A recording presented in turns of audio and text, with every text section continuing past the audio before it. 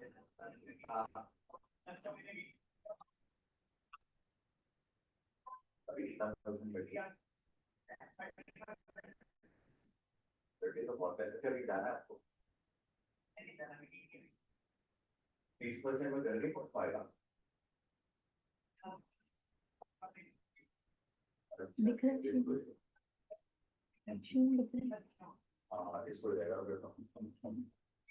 Admit करा दो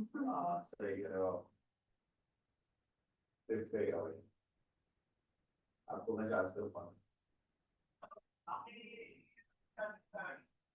नहीं यार अभी नहीं कराई काफी टाइम किया है ड्यू डेट क्या तेरी करीब मेरा 43-44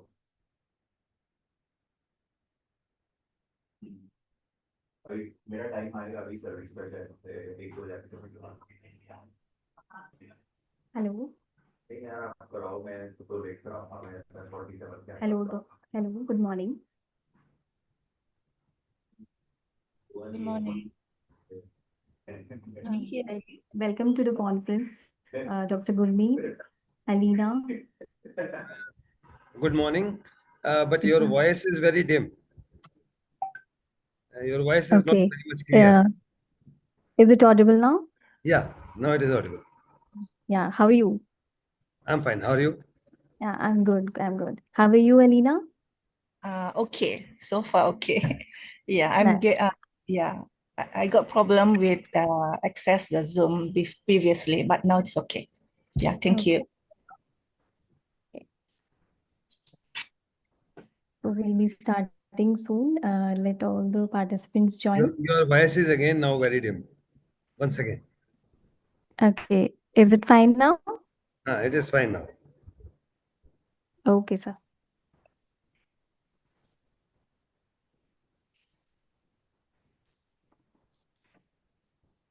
So, Dr. Gurmeet, what inspired you for your research? Once again, your voice is very low. Hello. Yeah, now it is okay, but again and again it is going very Yeah, low. they may be a technical issue. Yeah. Hello, good morning, Ashna. Welcome to the Eurasia Research Conference. Hi, my name is Nazia. Nice to meet you all. Nice to meet you. Welcome to the conference. Thank you. Am I audible to you? Yes, now you are audible. Okay. Okay, kindly share your views on your research. Like what inspired you?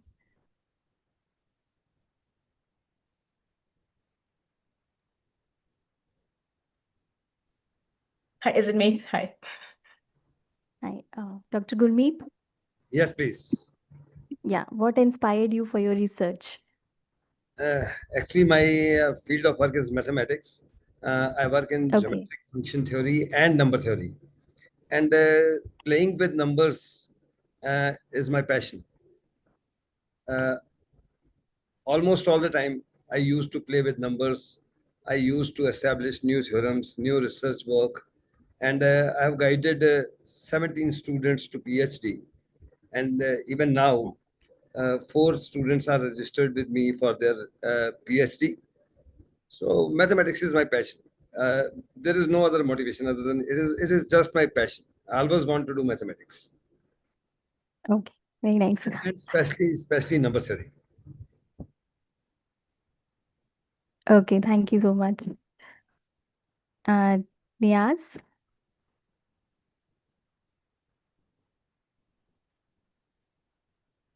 Am I audible? Hi, yeah, I can hear you.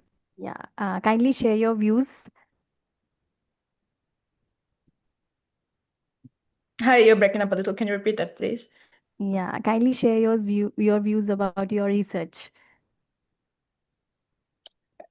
Right, so this is a research I did after I finished medical school last year. This is a research I did on a perspective of bringing up a child with autism in the context of motives. I figured out there's not much research in this area, so I thought after medical school I would do a research on this area.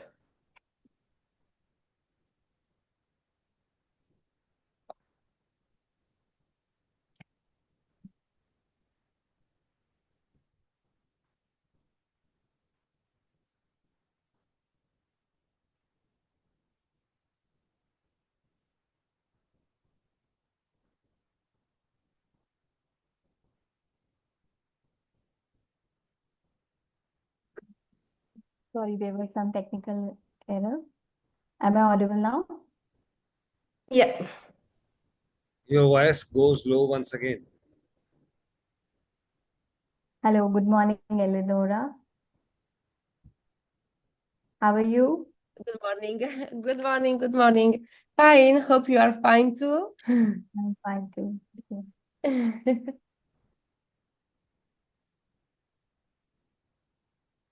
Yeah, Niyaz, please continue.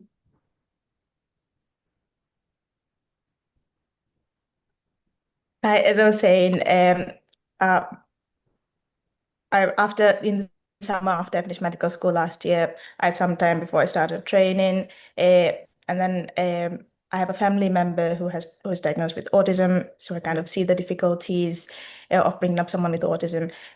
So I figured in the Maldivian context, there's not a lot of research showing parents coping strategies or what they do to cope or what they do to help to bring up a child with autism. So I thought I would do a research on this during my time before I started training.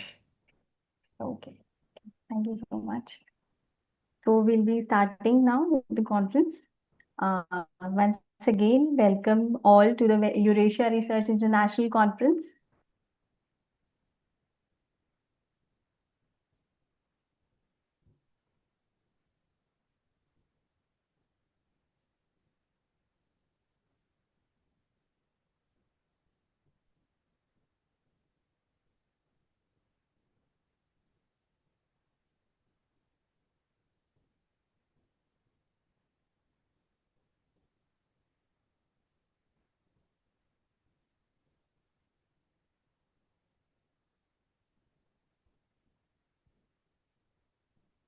We have 8 members today with us: Dr. Gurmeet Singh, Dr. Charles Russo, Helena Sendra, Eleonora Avi, Anand Sachar, Aishnath Nazia, Vijana Seleska, and Rosanna Capobianco.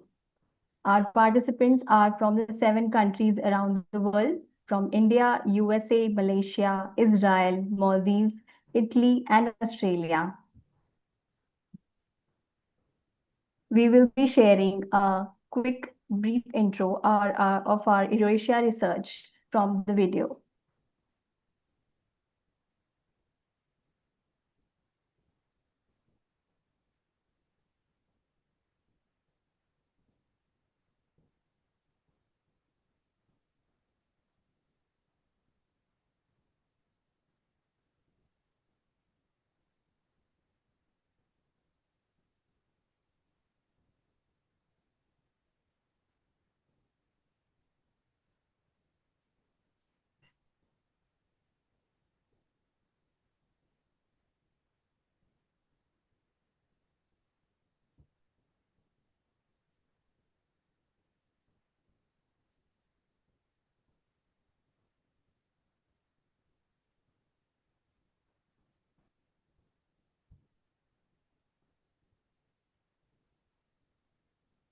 The highest mountains, cross the greatest oceans, and walk across the water to hold.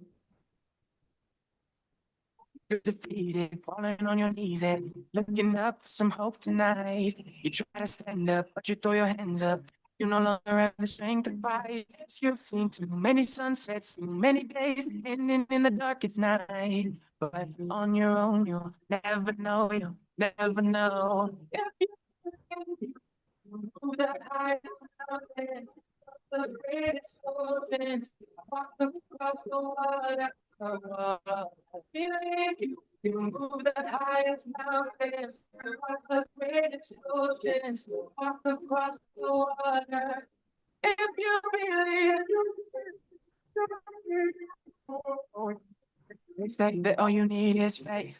but it's almost like you lost your way. Took a few wrong turns, took a few breaks, falling behind now, looking for grace. Cause you need someone to lift you up, yeah, make right of the things you've done. Cause on your own, you'll never know, you'll never know.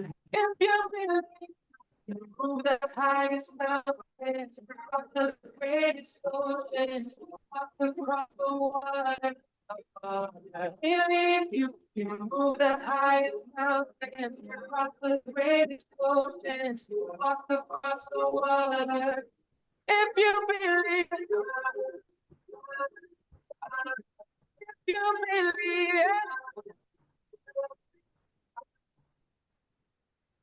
you can do anything. You can do anything. You can do anything if you believe. If you believe, you move the highest mountains, cross the greatest oceans, walk across the water, the water. Believe you move the highest mountains, cross the greatest oceans, walk across the water. If you believe.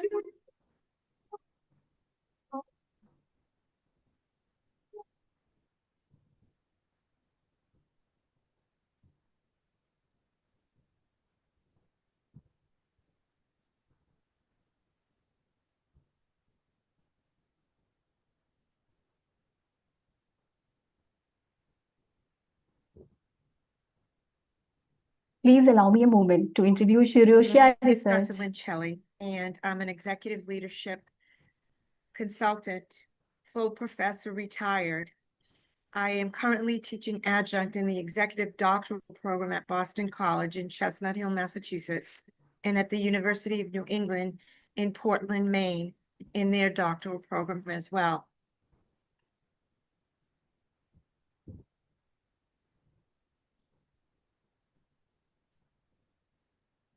Hello, am I Hello. audible?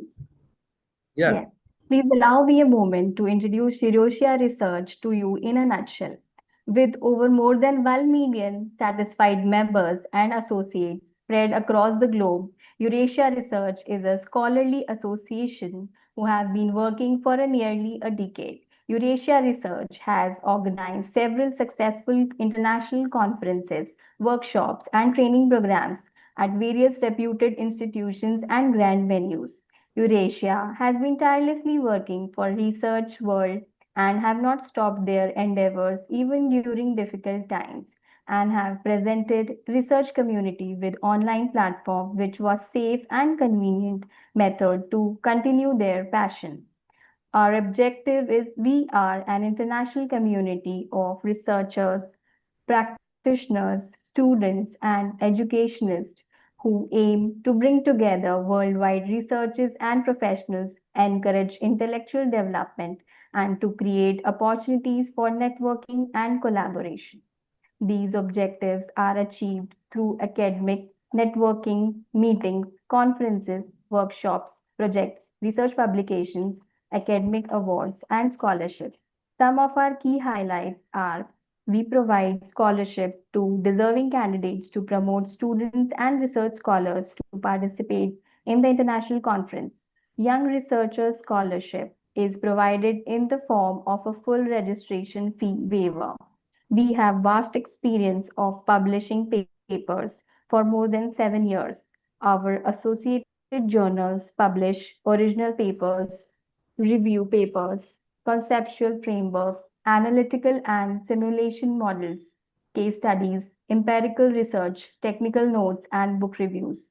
We cater to more than 30 plus teams in the areas of teaching and education and have registered ISSN and are following renowned indexing: Google Scholar, Crosscheck, Authenticate, Crossref, the Keeper's Registry, Script, Portico, Road, Directory of Open Access Scholarly Resources, OAI-PMH, Registered Data Provider, PKP Index. We will soon be applying for Scopus 2. We have a wide network of 100 plus internationally acclaimed keynote across the globe who share their knowledge and guidance with our participants with open hands. We have a large number of committee members and advisors who support us and guide us through their expert opinions and decision-making capabilities. We couldn't have thought of reaching here without them. We also encourage our participants to connect with more than 15,000 plus followers on our social media platform where they can share their research and interest. Join our Facebook group and be a part of discussions by researchers and academicians. We also have several collaborations with universities, colleges, and institutes better serve all interested and like-minded intellectuals. We, with great enthusiasm and pride, we would like to request our participants to enjoy the benefit of our lifetime membership in just USD 60. We have over 10,000 plus members from across the globe. We would like to share some of our past participants' experience with you. Thank you for your patience and valuable time. Moving forward with the conference.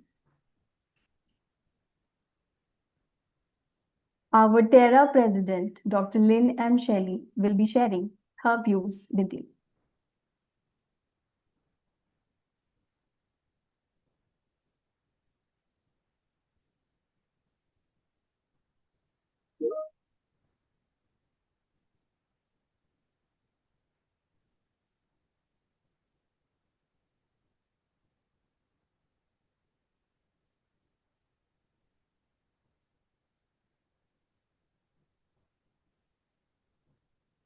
And I'm an executive leadership consultant.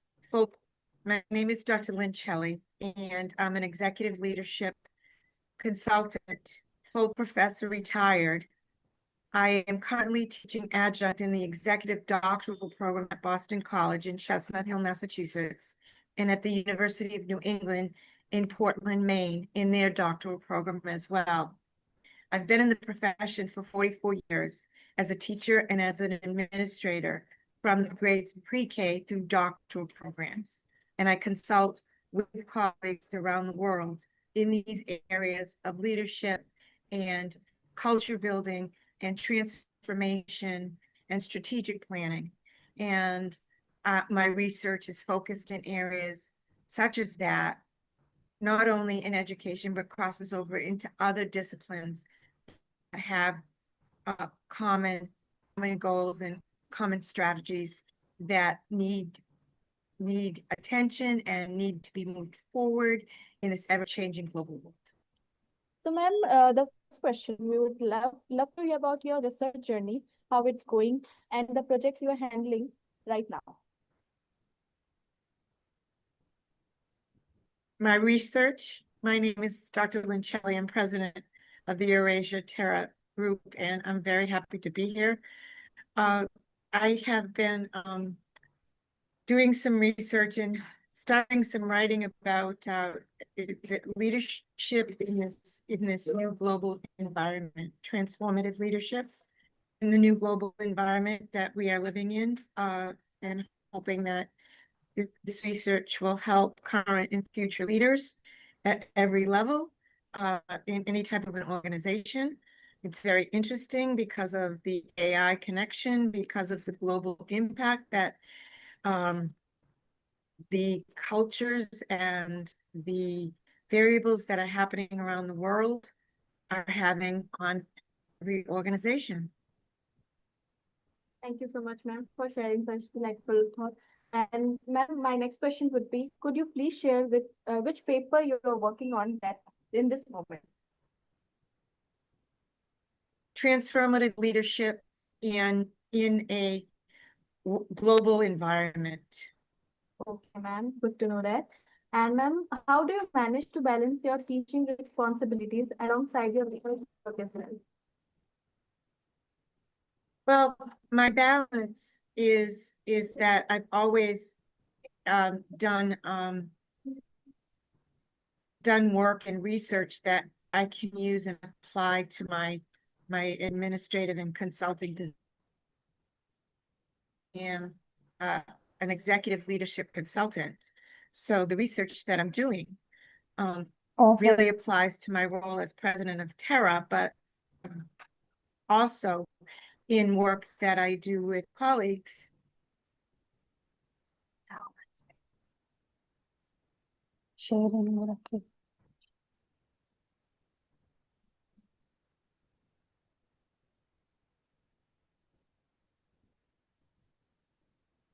Shelley, and I'm an executive leadership consultant, full professor, retired. I am currently teaching adjunct in the executive doctoral program at Boston College in Chestnut Hill, Massachusetts, and at the University of New England in Portland, Maine, in their doctoral program as well. I've been in the profession for 44 years as a teacher and as an administrator from grades pre-K through doctoral programs. And I consult with colleagues around the world in these areas of leadership and culture building and transformation and strategic planning. And my research is such as that, not only in education, but crosses over into other disciplines that have common goals and common strategies that need attention and need to be moved forward in this ever-changing global world. So, ma'am, the first question, we would love to hear about your research journey, how it's going, and the projects you are handling right now. My research, my name is Dr. Lynn Shelley. I'm president of the Eurasia Terra group, and I'm very happy to be here. I have been doing some research, doing some writing about the leadership in this new global environment, transformative leadership in the new global environment that we are living in, and hoping that this research will help current and future leaders at every level in any type of an organization. It's very interesting because of the AI connection, because of the global impact that the cultures and the variables that are happening around the world are having on every organization. Thank you so much, ma'am, for sharing such delightful thoughts. And ma'am, my next question would be, could you please share with which paper you are working on that in this moment? Transformative leadership in a global environment. Okay, ma'am, good to know that. And ma'am, how do you manage to balance your teaching responsibilities alongside your research work as well? Well, my balance is that I've always done work and research that I can use and apply to my administrative and consulting positions. Right now, I am an executive leadership consultant. So the research that I'm doing really applies to my role as president of Terra, but also in work that I do with colleagues that are still in practice, and I can help them along the way to enhance their leadership skills. Thank you so much, ma'am. And ma'am, do you travel internationally as part of your research work? I travel to the Terra conferences as the president, and usually I do a keynote. I've been in education for 44 years, every level. Most recently, the Dean of Graduate and Professional Education at LaSalle University in Newton, Massachusetts, United States. And prior to that, I was Dean of Professional Leadership Programs at Endicott College in Beverly, Massachusetts, United States. And my main travel was with Eurasia Terra as the president and keynote speakers. So that's what I have done.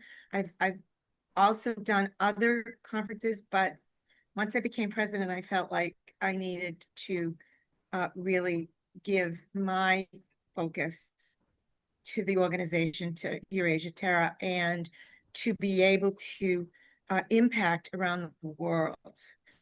Most recently, I sat on a dissertation committee at Boston College, Chestnut Hill, Massachusetts, with a vice president from a university in Russia. Okay. And she was her dissertation was focused on changing culture to adapt to the global world. And Olga did a fantastic job. And of course, when I have those kinds of opportunities, I talk about this wonderful organization so that we get a presence around the world. Thank you so much, ma'am. Thank you for sharing the details with us. And ma'am, my last question would be, what advice would you give to early career researchers, like the beginners, and what advice would you like to give them?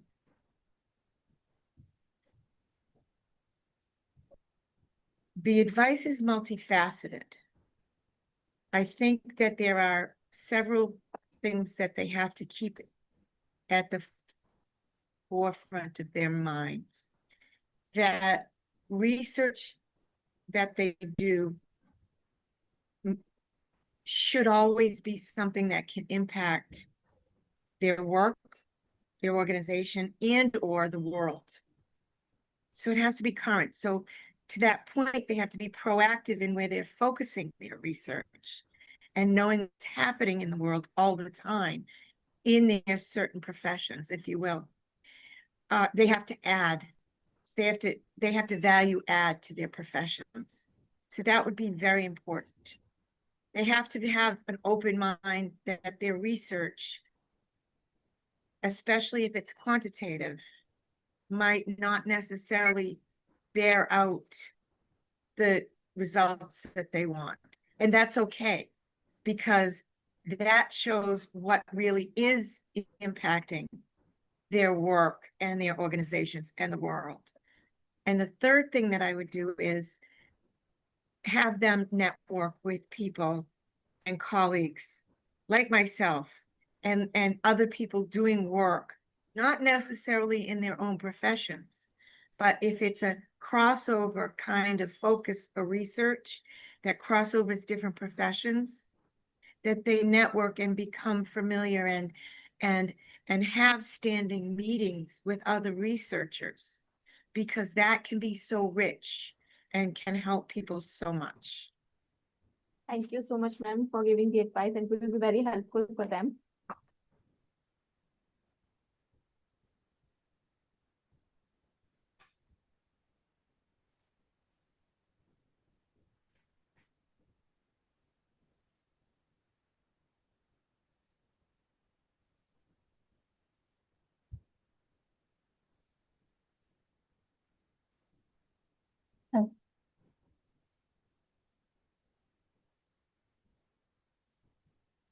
Moving forward, we have our eminent speaker, Dr. Leila Mikacher, SRH Vocational Training Center, Germany. Let's see what she has to share with us.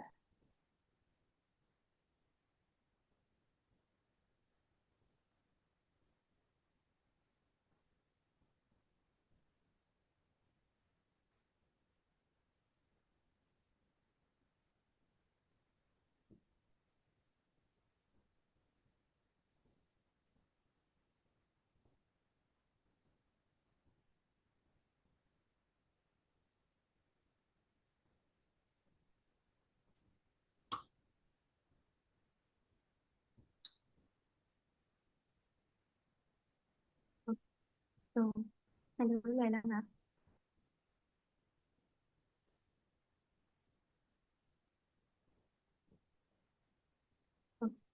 So, hello, Leila ma'am. I hope you're doing well today. Yes, fine, thank you. So we'll be before starting, I would like to introduce you to the viewers of this chat session. We have Laila Makakar ma'am, who is a part of SRH Vocational Training Center, and you have presented the topic digital escape room in educational context with a focus on digital technology and their methodological application. So we will start with the questions now. Now that you have presented this topic, which is digital escape room in educational context, with a focus on digital technologies and their pedagogical application, would you like to explain your research in a nutshell? Yes. My presentation outlined the research and development of digital escape room as an educational tool, utilizing immersive technologies such as virtual reality and augmented reality across various educational levels and subjects. So I discussed how these escape rooms are designed with quiz, puzzles, team activities, and so on to enhance learning and engagement in subjects ranging from mathematics and natural science to history and languages. So VR escape room are very useful in both school settings in higher education as well as in my field, so in vocational training. They help students and trainees apply concepts in virtual environment, fostering problem solving and critical thinking skills. And additionally, these rules enhance comprehension and communication by requiring tasks to be completed, for example, in different languages. And in my field, I mean in vocational training, digital escape rooms provide immersive experiences that significantly boost engagement. They allow trainees to apply knowledge in realistic scenarios, to develop practical skills, and to improve the team and their communication. So to summarize, I can say digital VR escape room are highly effective in promoting active learning as well as improving both, academic outcomes and social skills. Okay. Thank you so much for sharing that valuable and detailed explanation of this topic.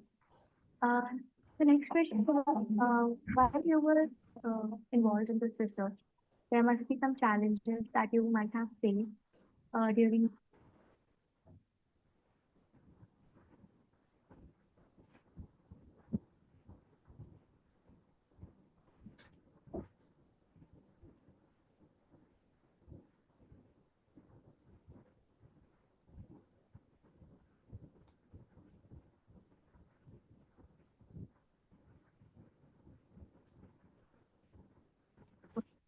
So, hello, Laila ma'am. I hope you are doing well today.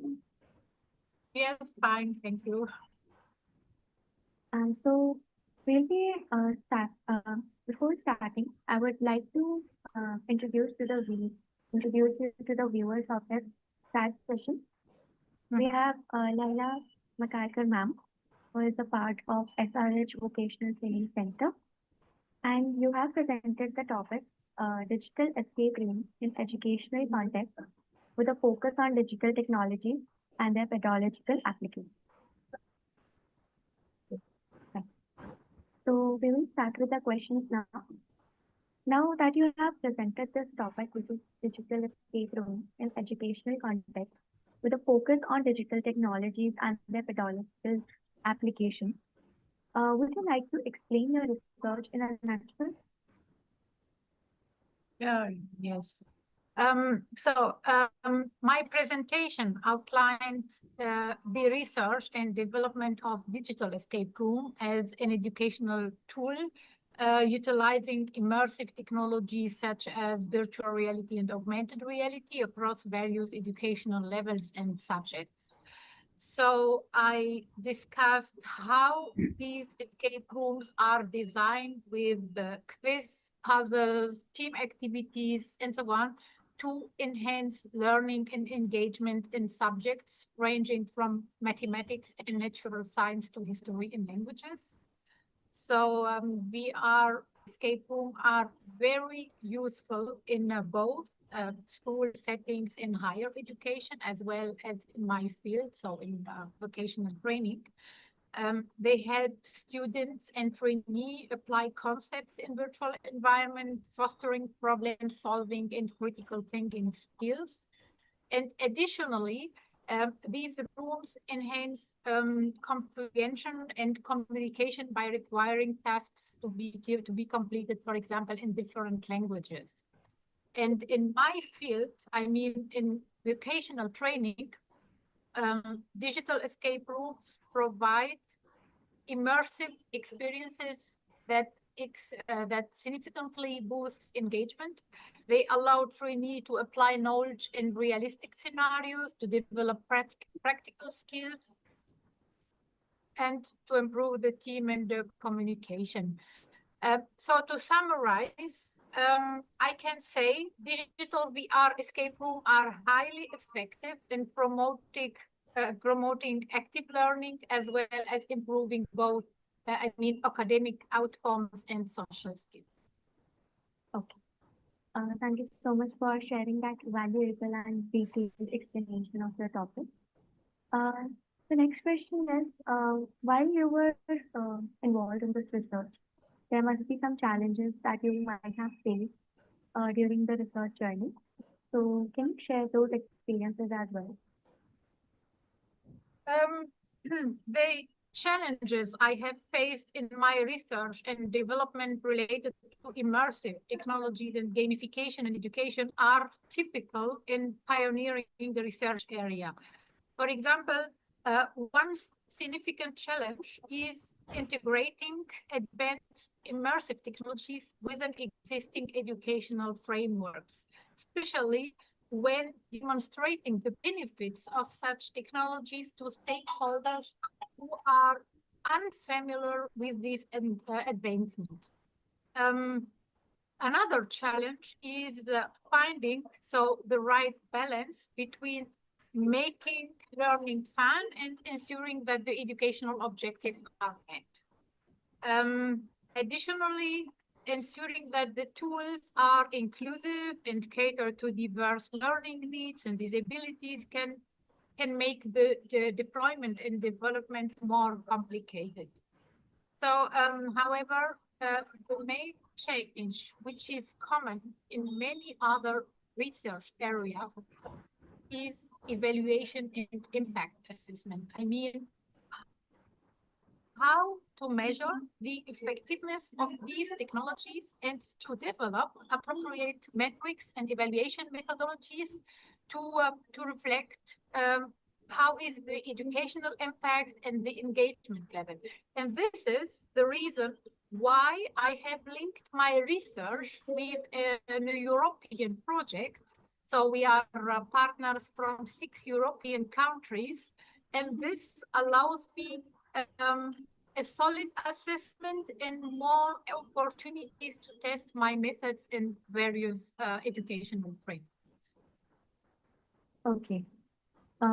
Thanks a lot for sharing the challenges as well. And I'm very sure that everyone will learn from these challenges. So you're a good person. And during these challenges and during your research, what kept you going? So that is, what was your motivation during that research journey? So my motivations are, for example, to transform traditional educational settings and innovate within the educational sector using new technologies by making learning more engaging, interactive, and fun for students. I'm also motivated by the potential of these technologies to provide equitable educational opportunities by creating virtual and gamified environments that acquire students, ensuring that all students have access to high quality of education despite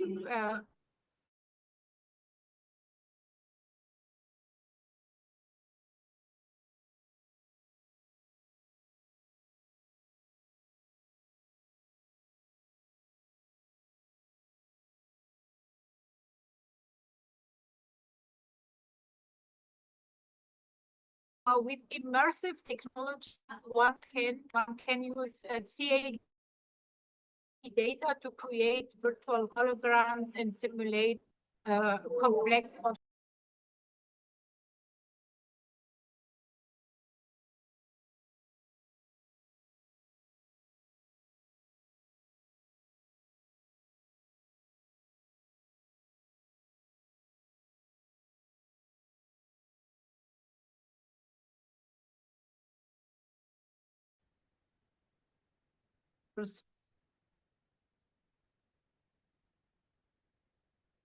researchers and to develop new educational tools.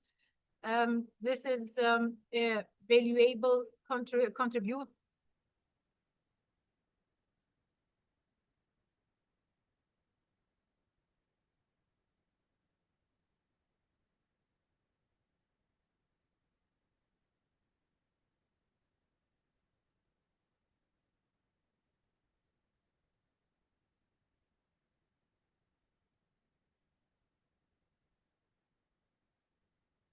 Net चला गया था, log out हो गया था।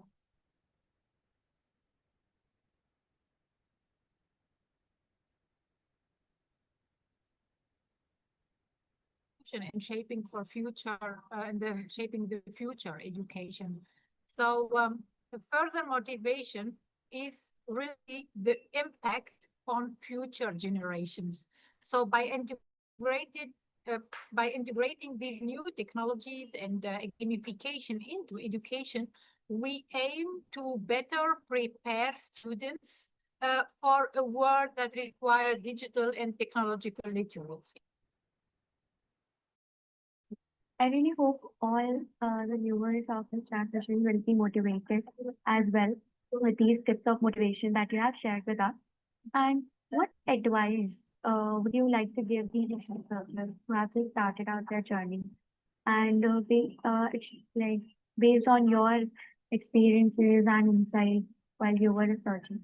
So some young researchers, if they need advice, so what? The main advice is to stay curious, open-minded, always be open to new ideas, approach, perspectives. So this openness can lead to innovative solutions, to collaborations that sometimes might not seem obvious at first. My next advice is building networking by attending conferences, workshops. Give these researchers the opportunity to meet peers and experts. So it's very good to be active in research, also to be active in research platforms, in the networks, such as, for example, ResearchGate, LinkedIn, Facebook groups. So these connections can provide support, spark collaborations, and open up big opportunities. So reflecting that on my own experience, if I hadn't taken those steps, researchers in other countries would not have noticed me and asked me to participate, for example, in this European project. Totally. So I'm very sure that this would absolutely help all the young researchers who will be watching the chat session. And the last question would be that you have attended our conference, and I would like to know the feedback about the conference. First, thank you very much for organizing such an insightful and engaging conference. Since 2018, I have been involved in your conferences annually. It has become for me like a ritual to attend your conferences every year. So each time I'm impressed by the diverse range of topics, the quality of speakers, the insightful discussions, and also the networking opportunities. So really a big thank to you and to the entire organizing team. And I look forward to the next conference. I think in November, I will attend as a speaker the next conference in London. And thank you also for this invitation to this interactive session. Thank you so much, ma'am. It means a lot, and thank you for being so consistent with us. Thank you so much for sharing your experience as well with us. We are grateful to have you, and we would like to see you in our future conferences as well. Thank you very much. So, nice day to you. Have a good day. Thank you. Okay.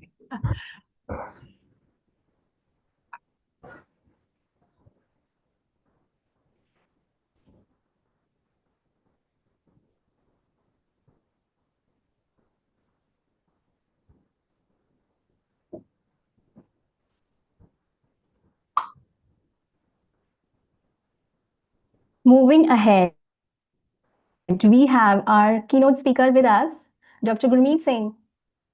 Dr. Gurmeet? Yes, you are audible. Am I audible? Dr. Gurmeet, can you hear my voice? You are audible. Am I audible to you? Hello. Am I audible? Yes, sir. Kindly present. Kindly present, sir. Am I audible now? Yeah. Okay. So should I start? Yes, you're audible. Yeah, let me introduce you first. Yeah, sir, let me introduce you first. We have Dr. Gurmeet Singh, General Shivdev Singh Diwan, Gurbachan Singh Khalsa College, Patiala, Punjab, India, will be presenting on the topic of human body and golden ratio. So should I start now? Yeah. Okay. So will you share the presentation, please? Okay, we have to share. Just wait for a moment. We'll be sharing the presentation. Okay.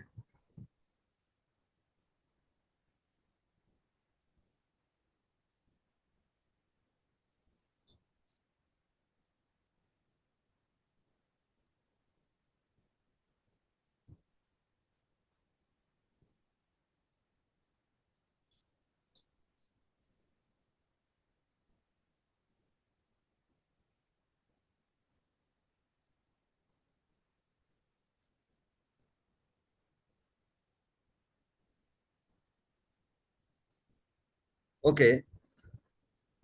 So first, I would like to thank Eurasia Research and especially Dr. F. Charles, who has given me this opportunity to deliver a keynote address on the topic human body and the golden section. What is the golden section and how it works on human body? Kindly move ahead.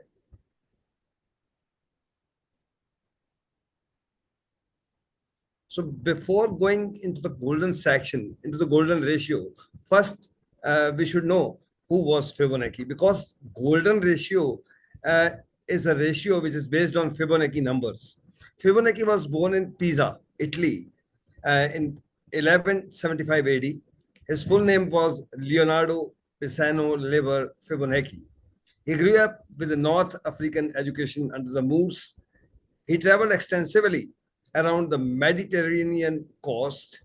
He met with many merchants and learned their system of arithmetic, and especially worked on numbers. He searched different types of numbers, and a particular series is given, his name is known as Fibonacci numbers. He realized the advantage of the numbers, the digits, their sequence, their effects on each other. Kindly move ahead. And what is his mathematical contribution?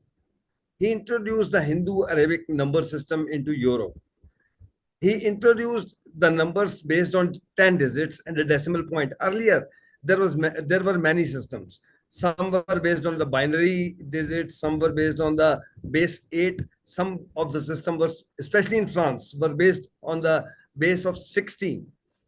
Europe used to use the Roman number system, in which we use the symbols like 1, 2, 3, and then IV for 4, V for 5, and so on. He persuaded mathematicians to use the Hindu-Arabic number system, which is nowadays the most popular one, by giving the digits 1, 2, 3, 4, 5, 6, 7, 8, 9, and 0. He wrote 5 mathematical works. Actually, 4 were the books and 1 was the preserved letter. Liber Abaci was written in 1202. Practica Geometria was written in 1220. Flos was written in 1225. Liber Quadratorum, means the book of squares, was written in 1225. And a letter to Masters Theodorus was written around 1225. Fibonacci numbers, about which we are going to talk now in this presentation, was introduced in his book, the Book of Calculations. Fibonacci series especially begins with the digits 1 and 1. What we do, we start with 1 and 1, and then we add them. 1 plus 1 is 2. So the 3 numbers are 1, 1, and 2. And likely we add the previous 2 numbers to get the next one. So 1 plus 2 is 3, 2 plus 3 is 5, 3 plus 5 is 8, 5 plus 8 is 13. Then you will get 21, 34, 55, 89, 144, 233, 337, 610, 987, and so on. These are the Fibonacci numbers. And look at the nature. There are many flowers in the nature, and the number of petals of the flowers are exactly some of the Fibonacci number. Given here, lilies and irises, they are having 3 petals. Buttercups and wild roses, they are having 5 petals each. Similarly, all the flowers in the natures, there are flowers with 13 petals, there are flowers with 21 petals, there are flowers with 34, but there are no flower with whose number of petals is not a Fibonacci number. Another thing is in nature is that Fibonacci numbers can be found in pineapples and bananas. Bananas have 3 or 5 flat sides. You can check. Pineapple scales have Fibonacci spirals in the sets of 8, 13, and 21 especially. These 3 numbers, they're all Fibonacci numbers. And now we move on to the golden ratio. What is the golden ratio? If we divide any Fibonacci number by the previous one, that means 1 by 1, then 2 by 1, then 3 by 2, then 5 by 3, then 8 by 5, then 13 by 8, and so on, we'll get a sequence. And this sequence approaches to a number that is nearly 1.608, which is known as the golden ratio, golden section. Here you can see the formula is given that B divided by A is equivalent to nearly A plus B by A, which will give a quadratic equation. And the solution of this quadratic equation is a golden section, and especially it is denoted by phi. Here you are looking at some rectangles. Look at these rectangles. There are some more rectangles in the next slide. Please go on to the next slide. There are more rectangles. You look into these rectangles very carefully. And now think in your mind, which are the rectangles which are attractive to your eyes, which are attractive to your brain. Move ahead. Now, what was special about these rectangles? Clearly, not their size, but was their proportion. The rectangles you can see in the previous slides, C and D, were probably the rectangles chosen as having the most pleasing shapes. Why? The reason was the ratio of their length and breadth was the golden section, was the golden ratio, was 1.618. The golden section is there in the architecture as well. Golden section appears in many of the proportions of the Parthenon in Greece. You can find front elevation. And it is in the golden section. That means 1.618. The ratio of their length and the ratio of their breadth. This is almost always 1.618. In Egypt, you can find great pyramids. And in these pyramids, perimeter of the pyramid divided by twice its vertical height is exactly the value of phi. That means phi was also known to Egyptians in those days. Next. Yeah. Now the beauty. What the presentation today is that human body, golden section and human body. You can see that the ratio of your distance between the bottom of the teeth to the nose, and then from your bottom of the teeth to your chin, this ratio is exactly the golden ratio. This is 1.618. Ahead, next. You can see that the distance between the corners of the eyes and the length of the eye, this is again golden ratio. Another thing is that the ratio of your distance from eyeball to your nose is again golden ratio. The your height from your bottom to your navel and from your navel to your head is exactly equal to the golden ratio. Another thing is from bottom to your waist and from waist to your neck, the ratio is once again the golden ratio. And in this diagram, you can see nearly in 1000 points in your body, the ratio is always golden ratio. Especially I'm telling you that if you look at your fingers, there are two joints, three parts of your finger. The ratio of the longer part to the next one is golden ratio. Similarly, ratio of, you can see the bird here, and the two sections are being shown.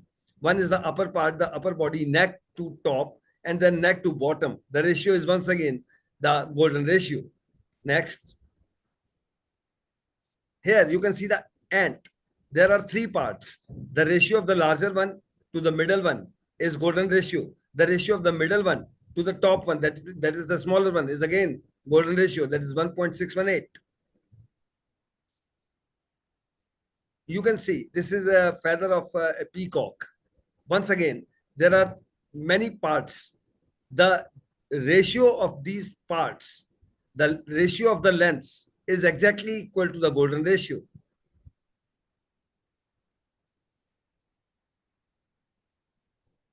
Here, these are the flowers. This is sunflower, and the ratio of the central portion, the diameter of the central portion to the length of the petals is once again the golden ratio. So in nature, you can find golden ratio almost everywhere. Next slide. Here again, this is another flower. This is colored flower. The two colors are red and yellow. The length of the red part to the length of the yellow part is once again the golden ratio. You can see here a leaf, how these are growing. The distance between the growing parts, the first growing part to the second growing part, the ratio is once again 1.618. That means the nature also knows what the golden ratio is. Another flower you can see, once again, it is two colored flower, yellow and red.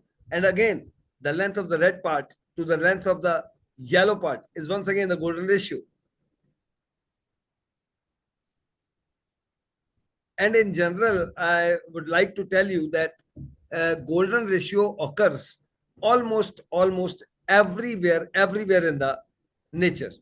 In human body, there are nearly 1000 joints where you can find that the ratio of the longer part to the smaller part is again golden ratio. In nature, you can find almost all the screen of your LED, the screen of your LCD, the screen of your mobile, the cover of your book, everywhere, whatever attracts your eyes, the length and the breadth ratio is the golden ratio. So this is what about the golden ratio of the human body. And I'd like to have some questions if you are having some doubts on this topic. Anybody, please. Yes, many thanks, Dr. Singh, for addressing all of us with your informative and enlightening speech.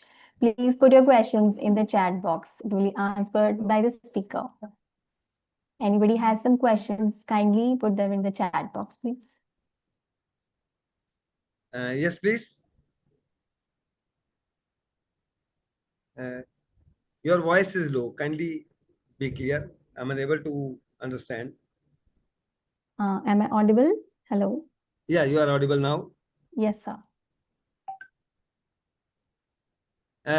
Do you want to ask something? I think there are no questions. Moving ahead.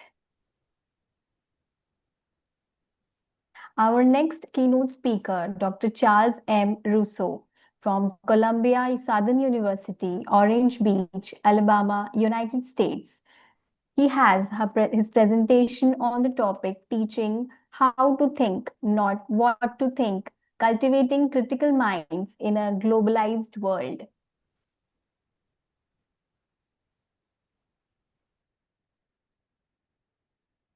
I think Dr. Charles is not present here, will be presenting on his behalf.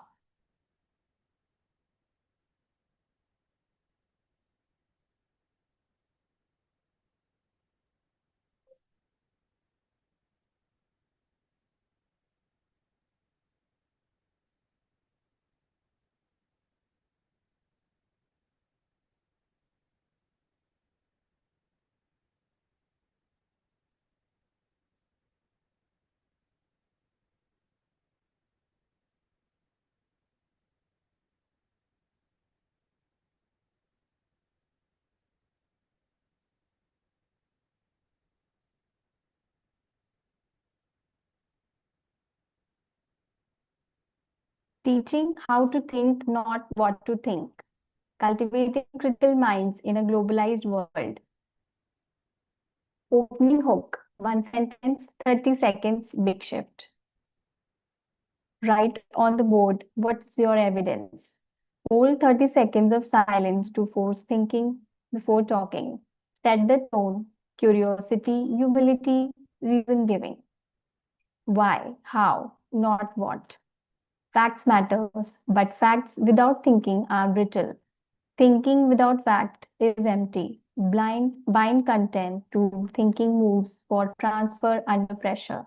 Students fall to our routines, make thinking unavoidable. 3 pillars: mindset, moves, metrics. Mindset. Curiosity praised, uncertainty normal, disagreement is a skill. Moves. Short, repeatable protocols that force evidence and perspective. Matrix. Measure process, not just answers. Students adapt to what you report. Micro protocol 1. 90 seconds think plus CER. Purpose. Slow the rush to opinion. Anchor claims in reasons. K5. 90 silent right. Share, claim plus evidence with sentence starters. Secondary requires CER, that is claim, evidence, and reasoning, plus one counterpoint. Higher education. Pre-commit before data, revise claim, tiny Bayesian update. Why it works? Pre-thinking reduces conformity. Discussion start with reasons. Micro protocol 2, 2-column mind, build the other side. Purpose, intellectual empathy and steel manning. K5, my idea versus a different idea. Secondary, half the class must argue the other side better than its advocates. Higher ED, 5-minute coin flip devil's advocate. Score clarity and fairness. Why it works. You can't dismantle what you haven't understood. Micro protocol 3, before after confidence. Bayesian bite. Purpose, calibrate confidence, normalize updating. K5, thumbs low, medium, high before and after learning. Secondary, 0 to 100% pre-reading, revise after, explain why. Higher education, quick poll, evidence, poll, 100-word, update memo. Why it works. Changing your mind is literacy, not weakness. Micro protocol 4, pre-mortem, post-mortem. Purpose, anticipate failure, convert mistakes into data. K5, if our project fail, why? Choose 2 risks to prevent.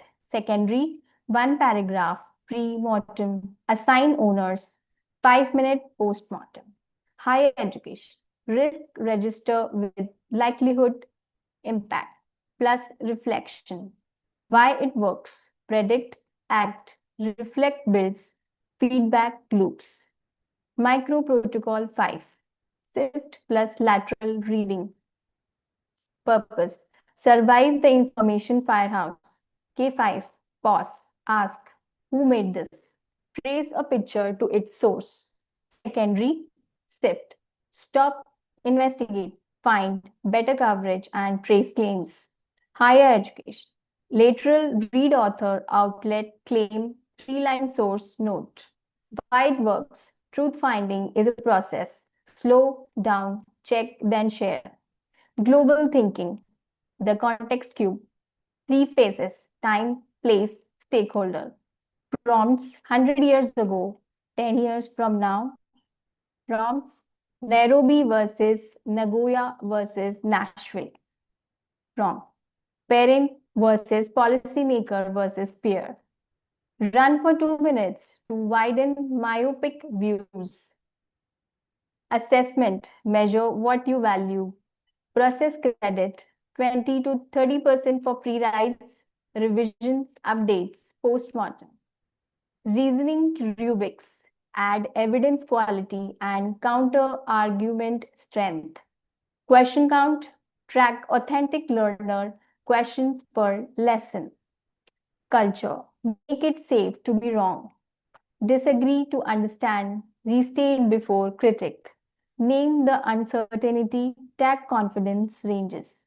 First drafts welcome. Normalize messy beginnings. Constraint, time, coverage, test.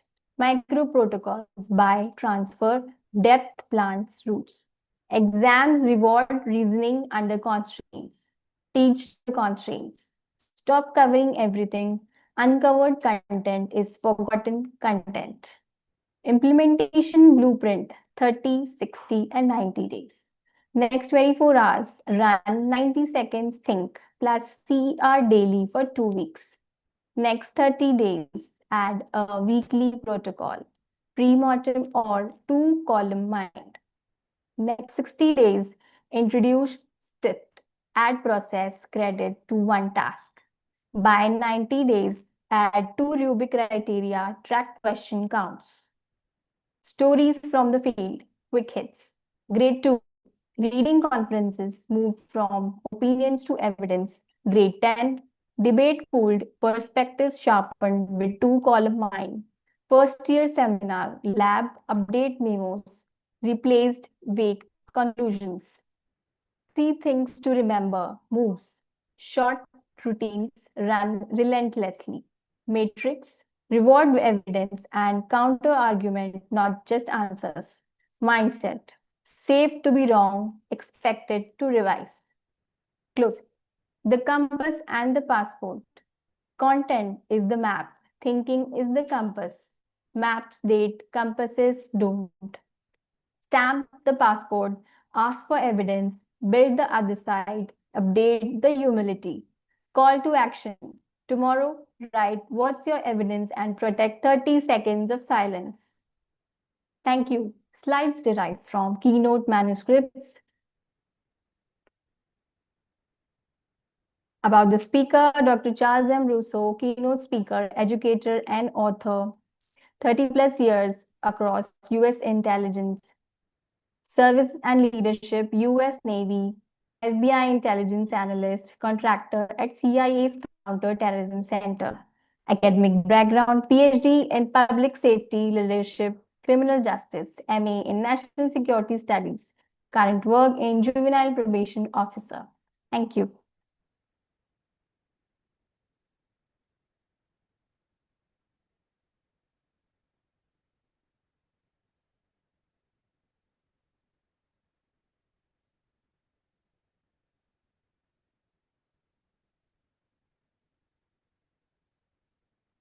Moving ahead, we have our team activity and photo session. Let's proceed to our team building activity. Sometimes we miss the opportunity of connection and lineage with fellow participants of the conference. This team activity is to encourage interaction among all the participants. One by one, we will share the views and solutions on the topic of discussion and will also be conducting a photo session during the same. Our topic of discussion is how miscommunication happens and how to avoid it.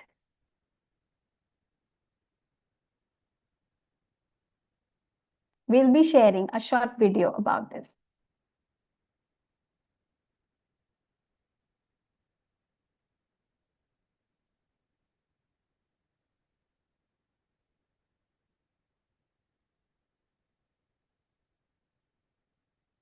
Bharat के stock exchange में 7,500 से भी ज्यादा listed कंपनियां हैं जिन्हें अपने board के कम से कम 1/3 directors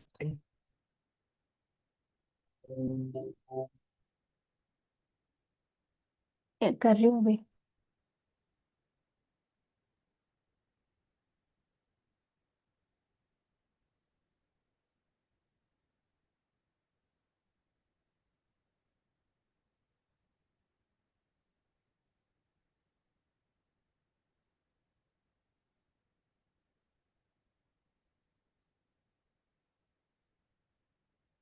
You ever talked with a friend about a problem only to realize that he just doesn't seem to grasp why the issue is so important to you?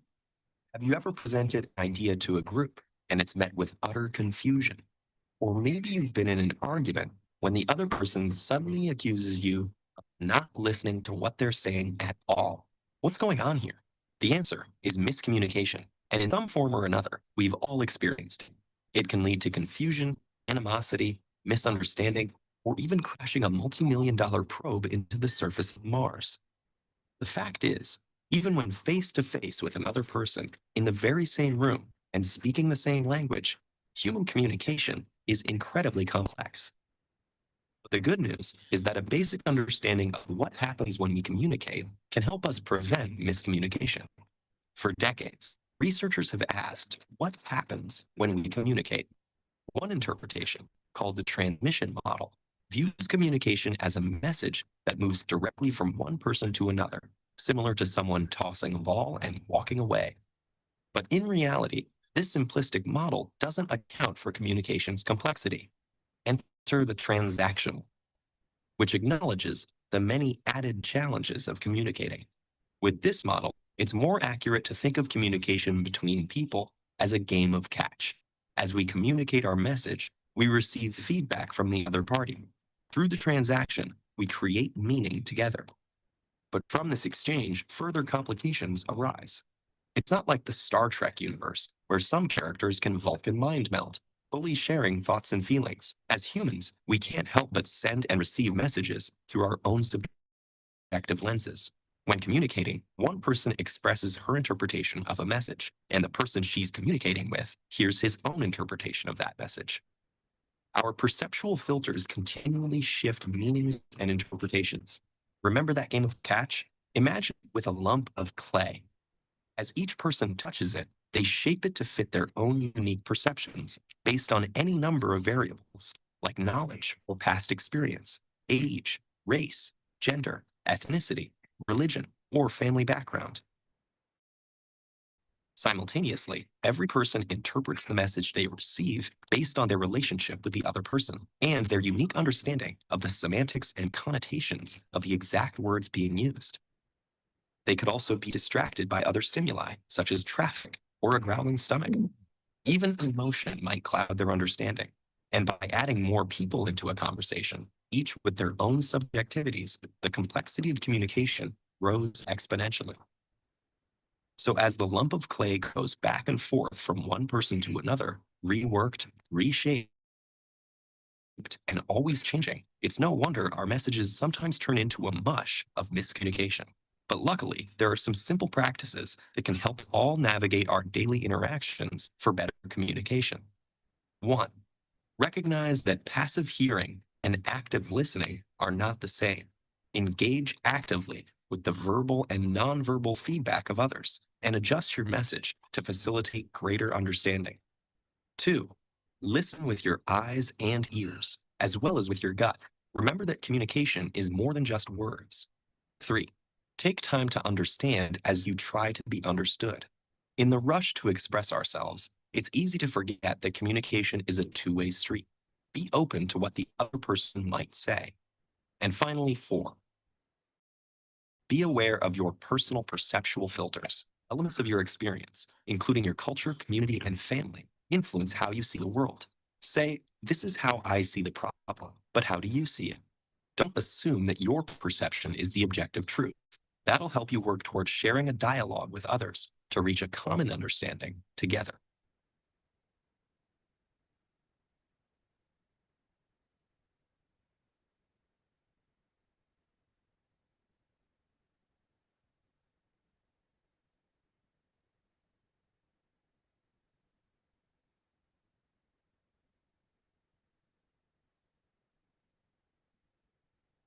Kindly start your videos for our group photo. I request everyone to start your video for the group photo.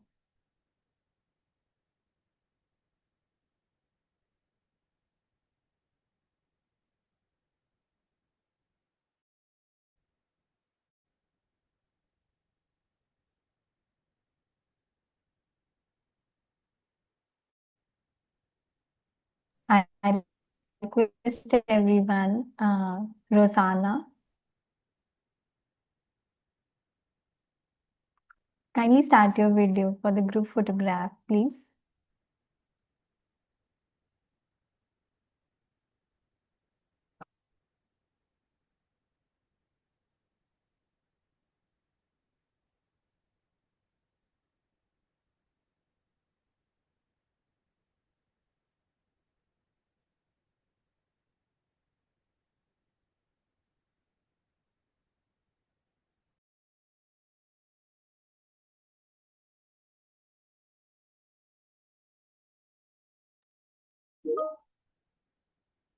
Thank you so much.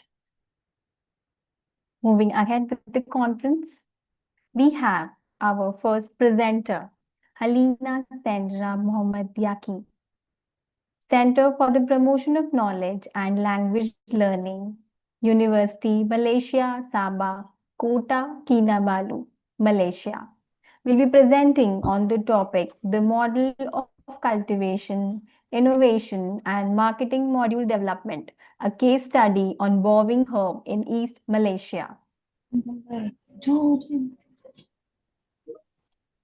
Alina. Yeah. So you will be presenting? Hello, hi. Yeah, can you hear me? Yes, we can hear you. Are you going to share my slide or? Okay, we'll be sharing the poster for you. Kindly wait for a moment. Yeah, thank you, Miss Chairperson.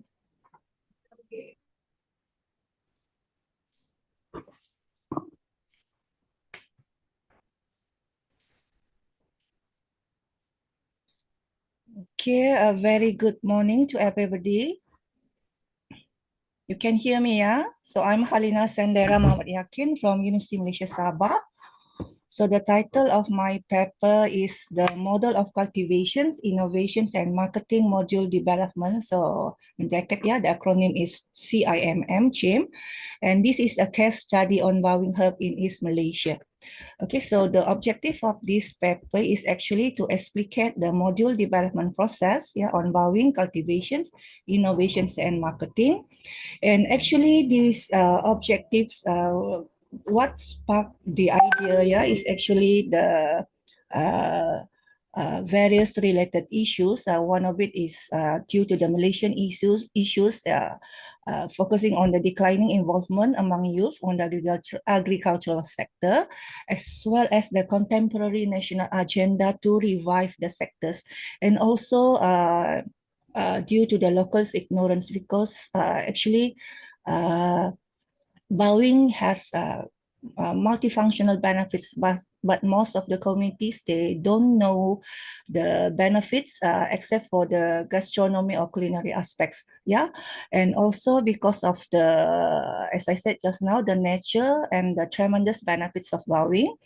Apart from its gastronomic and culinary functions, it also has multifunctional benefits ranging from gastronomy, environmental, spiritual, cosmetics or beauty, as well as medicinal benefits. Yeah, and all these, I mean, the objectives is actually the main primary aim is to cultivate commercial agricultural culture among communities, as well as to promote local herbs, local farmers, local products, as well as local markets. Yeah, and for the methodology and framework, this is actually a mixed method. Yeah, in which I utilize. The first one is content analysis, in which I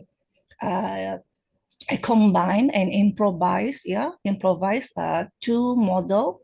The first one is AD model analysis, the design, development, implementations, and evaluations, and also CDEC module development model. No. Up. Sorry.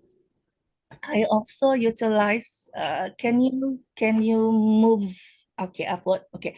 And also I'm using survey data analysis, yeah, in which I focus on the CASA analysis, knowledge, attitude, aspirations, as well as skills, yeah.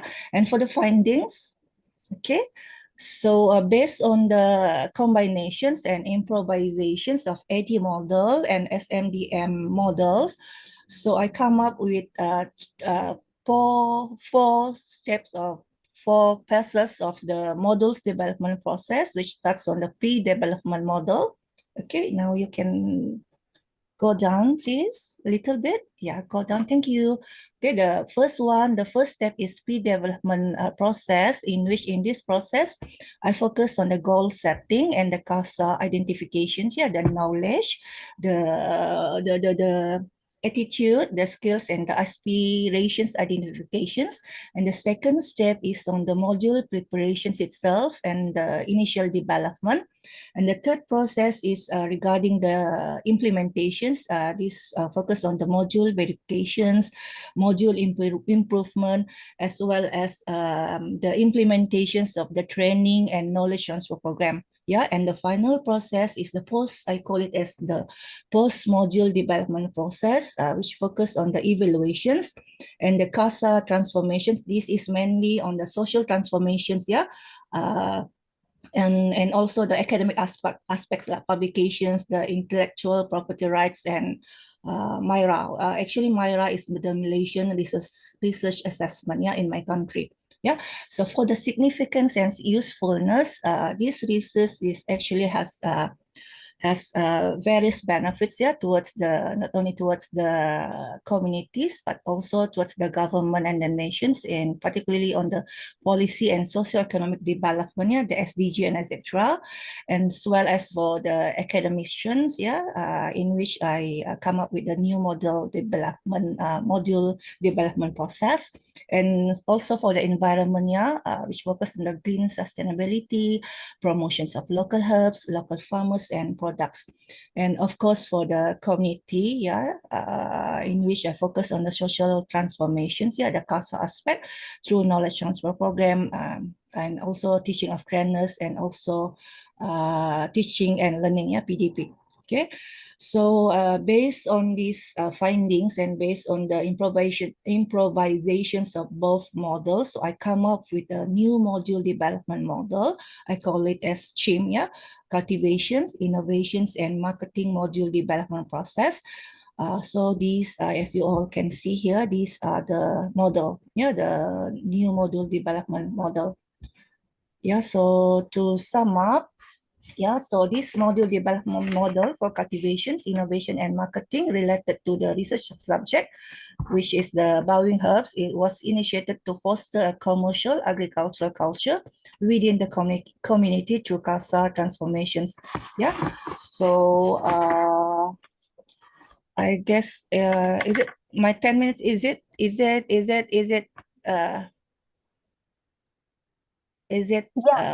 Yeah, please move on. ready? Yeah, okay.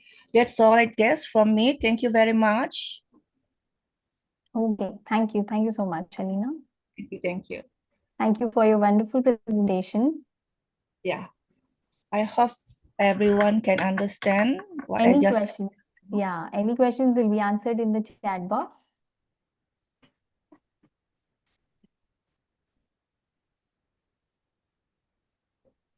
Our next presenter, Anat Sachar. Okay, thank you very much. Can I close my video now? Can I off my video? Sure. Okay, thank you. Thank you, everyone. Nice meeting you all. Bye. Anand Sacha, Department of Counseling and Human Development, University of Haifa, Israel. Topic is shorter sleep is associated with higher level of adolescence anxiety.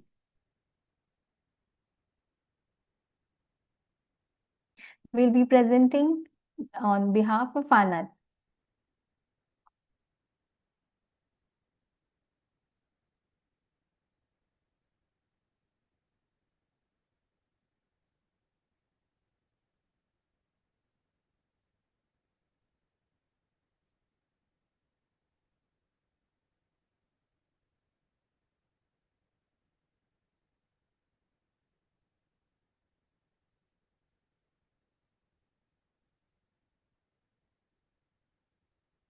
Hello, everyone.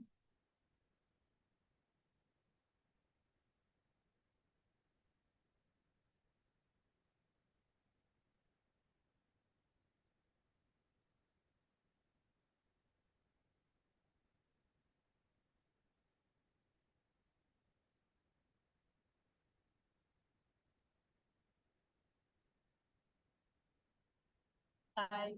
Thank you for the opportunity to present our research today in Rome during this International Conference of Healthcare and Biological Science Research Association. This presentation is based on my dissertation research. I'm Rotemad Epstein, a PhD student at the University of Haifa, Israel, supervised by Professor Wanachev. Our title, The Young and the Restless, Sleep Patterns and Mental Health in Adolescents, a bidirectional perspective, already leads us to think about how our teens schedule restless, right? And if you're familiar with the service name, The Young and the Restless, I can guess your age, which means that when you were a teen, your schedule was very big. No late night scrolling on your phone, no social media, and probably a lot more sleep. As a mother of teenage girls, I understand firsthand how challenging teen sleep can be. Today, we'll be discussing the bidirectional relationship between sleep patterns and mental health in adolescents. Our focus is on understanding how these two factors are interconnected and influence each other. We will explore how sleep and mental health navigate the open water of adolescence. Sometimes swimming in open water smoothly together, but other times being pulled in different directions by the parents, and how this ongoing dynamic impact on our teens' lives. And yes, at the end, I might share a little mom wisdom from my own experience. Okay, let's dive in. Adolescence is a time of rapid biological, psychological, and social changes. During this period, sleep plays a vital role in supporting brain development and emotional regulation. Insufficient sleep and mental health problems during adolescence are becoming more prevalent, and the relationship between sleep and well-being underscore the importance of understanding how these two factors influence each other.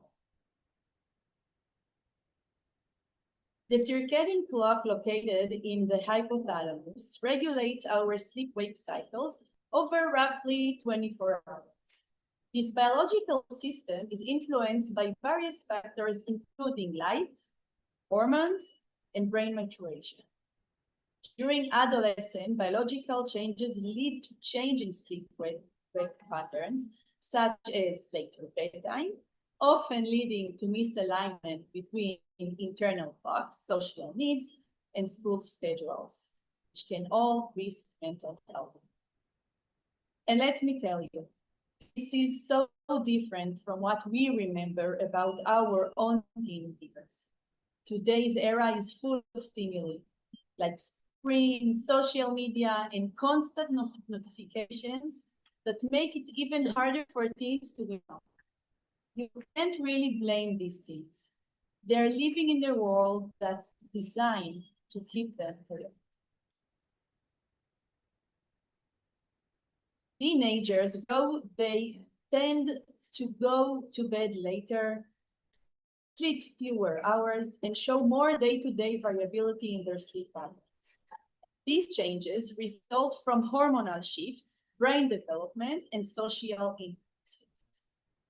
Fortunately, they increase the risk of sleep deprivation, mood swings, and behavioral problems, which affect overall well-being.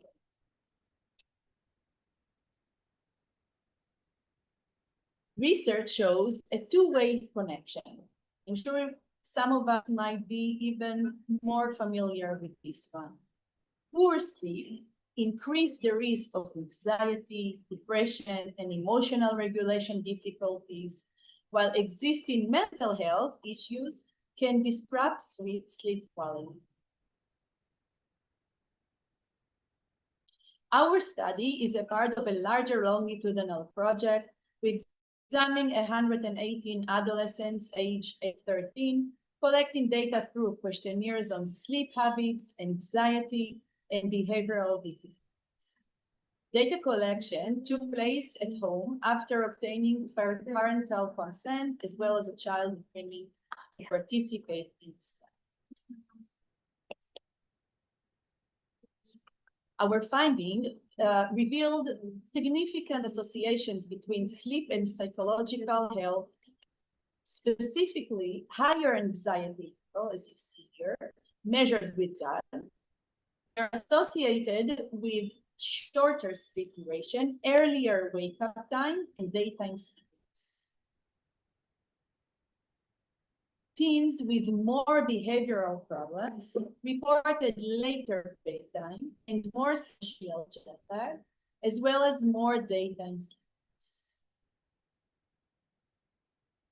Poor and insufficient sleep was associated with behavioral emotional problems, marking both internal and external symptoms as correlates of sleep problems. Increased anxiety is linked to shorter sleep, later bedtime, and to daytime fatigue.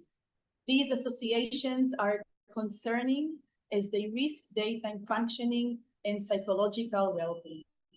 Clearly, falling asleep during lessons interferes with school performance.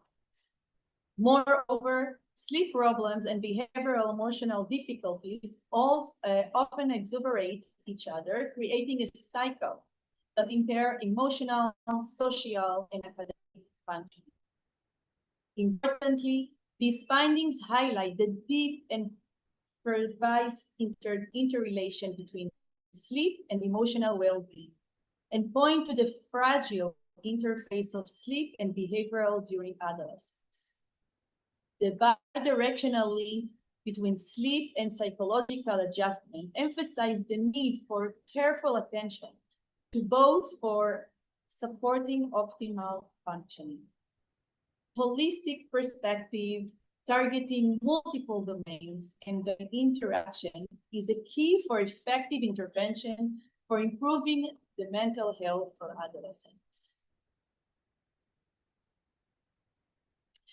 From a practical standpoint, promoting healthy sleep routines like keeping consistent bedtime, reducing screen time before bed, and creating a calm, noise-free environment can do wonders for improving sleep quality and mental health.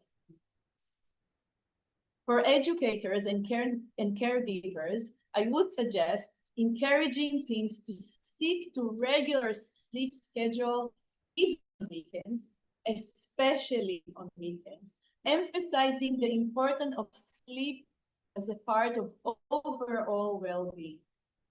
It's just like telling them your brain and mood will thank you for that.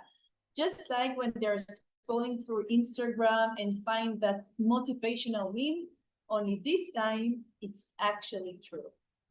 And for parents like me, here is my mom tip. If you want your child to sleep better, try making the house dark or turning off bright lights at least an hour before bedtime. Trust me, you will be amazed how much easier it is for them to wind down and how much earlier everyone might actually get to sleep. Thank you all for listening, and I hope that the research-informed insights help support healthier sleep and improve well-being for our teens. Oh, one last thing. If you know a teenager or you have one on your own, and this is how their Mondays often look like, I recommended sharing with them the take-home message of this presentation. Thank you again for your attention and time, and have a wonderful day.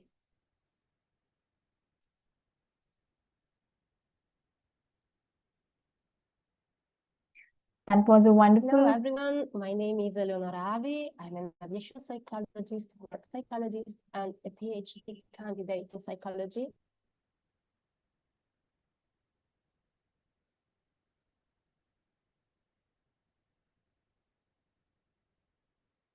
That was a wonderful presentation by Anat. Any questions will be answered in the chat box. Now we welcome our keynote speaker, Melvin. Melvin, welcome to the Eurasia Research International Conference. Thank you for joining the conference. Yes, good morning. Good morning, everyone. Morning. Time in London, and good afternoon for here in the Philippines.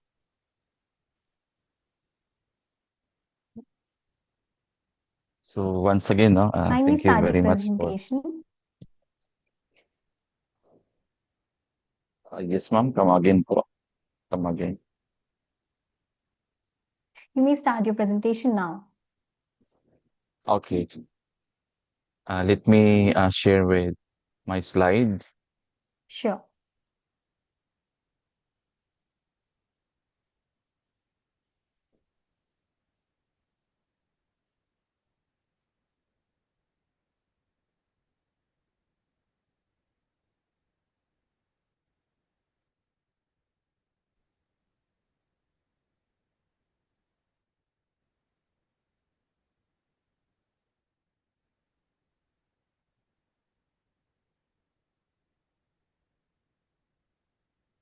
Okay.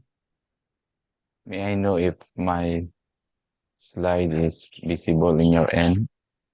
Yes, your slide is visible.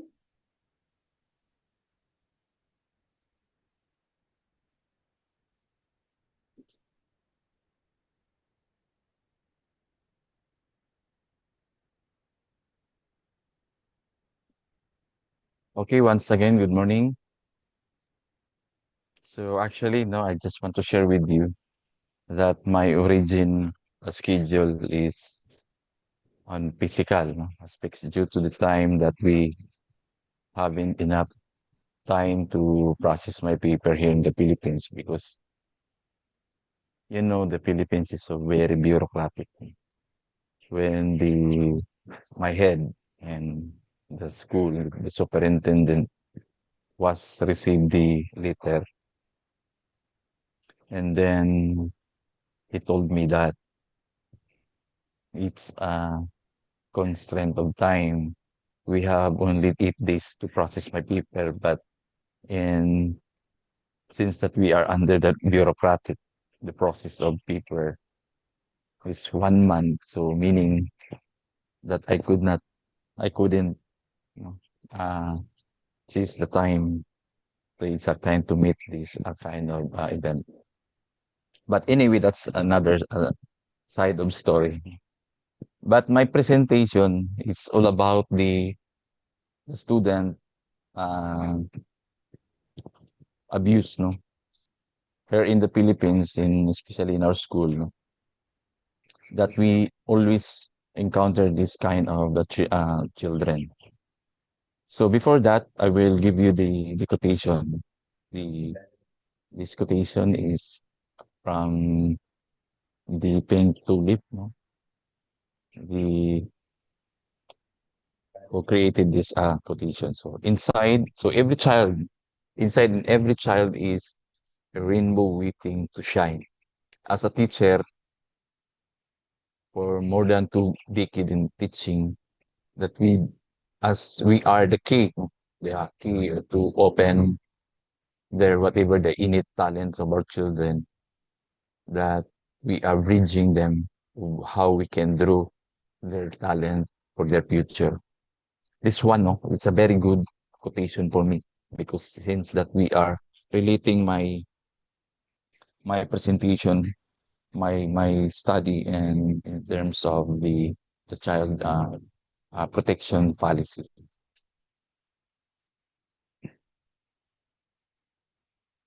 So my topic is all about the silently cry, a child protections behind this adverb, that is the acronym of the abuse, discrimination, violence, exploitations, risk, and bullying.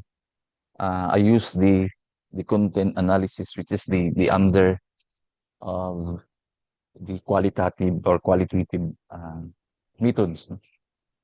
When we say the silently, this is an adverb in English grammar. The rule of the English grammar, the silently, it's an adverb. So the acronym would so to the this one, no, the word silently. Since the children that we are in always facing them every day in the class, school campus, in the four corners in the classroom, no, we detect children who are really having this kind of these abuses. No? And I know that, and you know that they are too vulnerable about the challenges. As a teachers, that we are guidance and the mentor of their being this kind of level of the students. Since that we have this, when you say saving children, defined as the child protection measures, that we always talking that how we can save the children, but that is indirect the definitions of the child protections, and to structures to prevent the response to abuse, neglect, exploitations, violence, and affecting the children in all settings. That I know that the children always are facing this kind of challenges, the cutic time, when they are facing it a different level, no? Different challenges like the economy, since that this we have this political or the force majeures on their in their respective area. Then before the going to school, and we do not know them what kind of behavior that these children, because of their this what we don't know what actually the experience of the children. So the school is one of the agent, no, to protect them, because as a teacher, we are the part of the agent of the school that to protect them.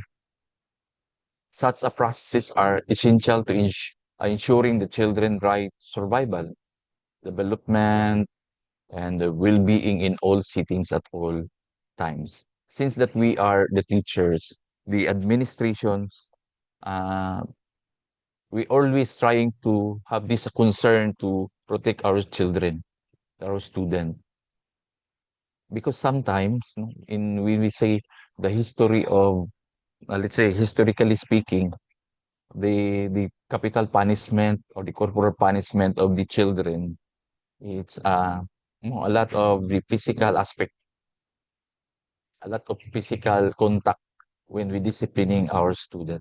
But now we have this different laws, no.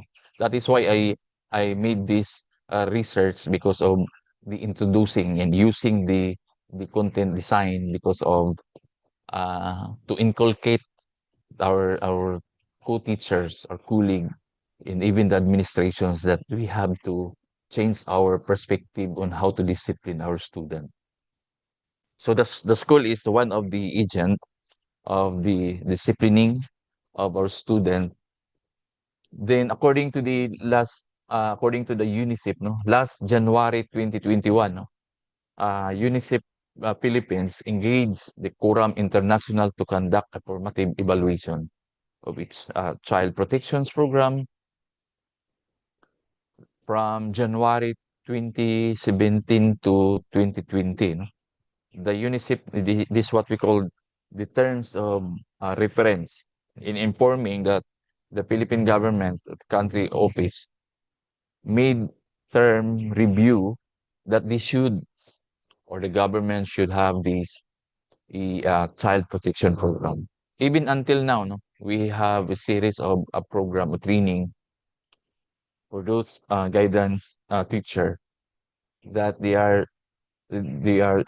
were sending for the training on how to assist children when they are found that they have this something, the children's having this kind of behavior. So that is why we have this I do this research in order for us to strengthen the policy of our school.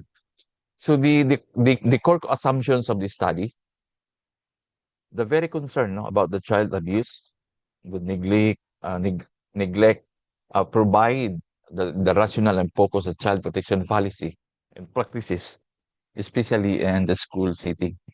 So since that this school, no, we have to strengthen the policy of the school, but somehow that we need to look looking back to the historical or the history of the school disciplining. But now we have this different policy that we need to change it in order for the student or the learners or the children that they know what is there on how to change their what they call this one we can give them a good response when they are committing something inflection for inside the school. So this rationale and the justification for a child protection is assumed to be preventing and responding to child abuse and neglect. So as the assumption of this study that we are always looking at what is actually the exact provision or the policy for the school in order for our student will protect. They are protected by the school. So in the Philippines, no, we have this Republic Act 7610, the Special Protection of Children Against Abuse and Exploitation and Discrimination Act.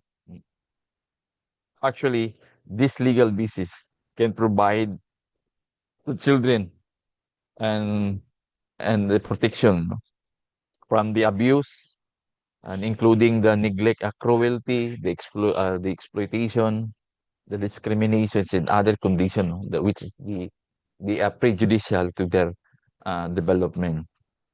Since that this is the emotion, the fighting of the emotion that as what we know that the children is a very vulnerable and very frail, that the intangible emotion or in the invisible emotion that we could not see somehow, but it could be not in a nice way, no? Expressing the children when they are treating this kind of problem within the environment, they were response in the harsh way, no? So therefore, that this kind of emotion that the legal basis or the administration and the teacher should always be, no, looking at this kind of the situation. Therefore, the children will not do could not do something that in what you call this one, this the the bad response for the other children. So in the Republic Act 7610, then according to the study, that the state provides a minimal social assistance. Yes, no?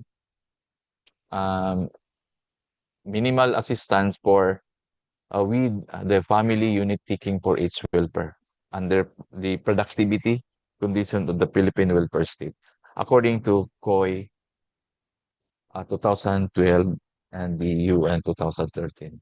So which is an emphasizing that the responsibility of the parent, the families, and the school environment are the second place in protecting the children according to Ruchi 2019. They're responding that they're expecting that that's a school. No? If the children uh, they are not protected by the parents, the families, then they are expecting that the school environment that we have this school environment, the friendly environment that we have to provide them as their second place, the same as what the treatment of their families. So by using those provisions from the extracting from the every provisions of the Republic, the selected provision from the Republic Act 7610. No? That's the basis of how we can have this a good environment. No? We have this a good parents, we have a good families, and at the same time that we are treating our children that they have to good learners. So I will show you the illustration. This is the Philippine government. Actually, the Republic Act 7610, it's a national law, and the Department of Education adopting it, then cascading down to the regions, no? And cascading down to the school division and to the school level. That is why I made my research at the school level, because more on the conflict, you know, the conflict of the children is from the school low level.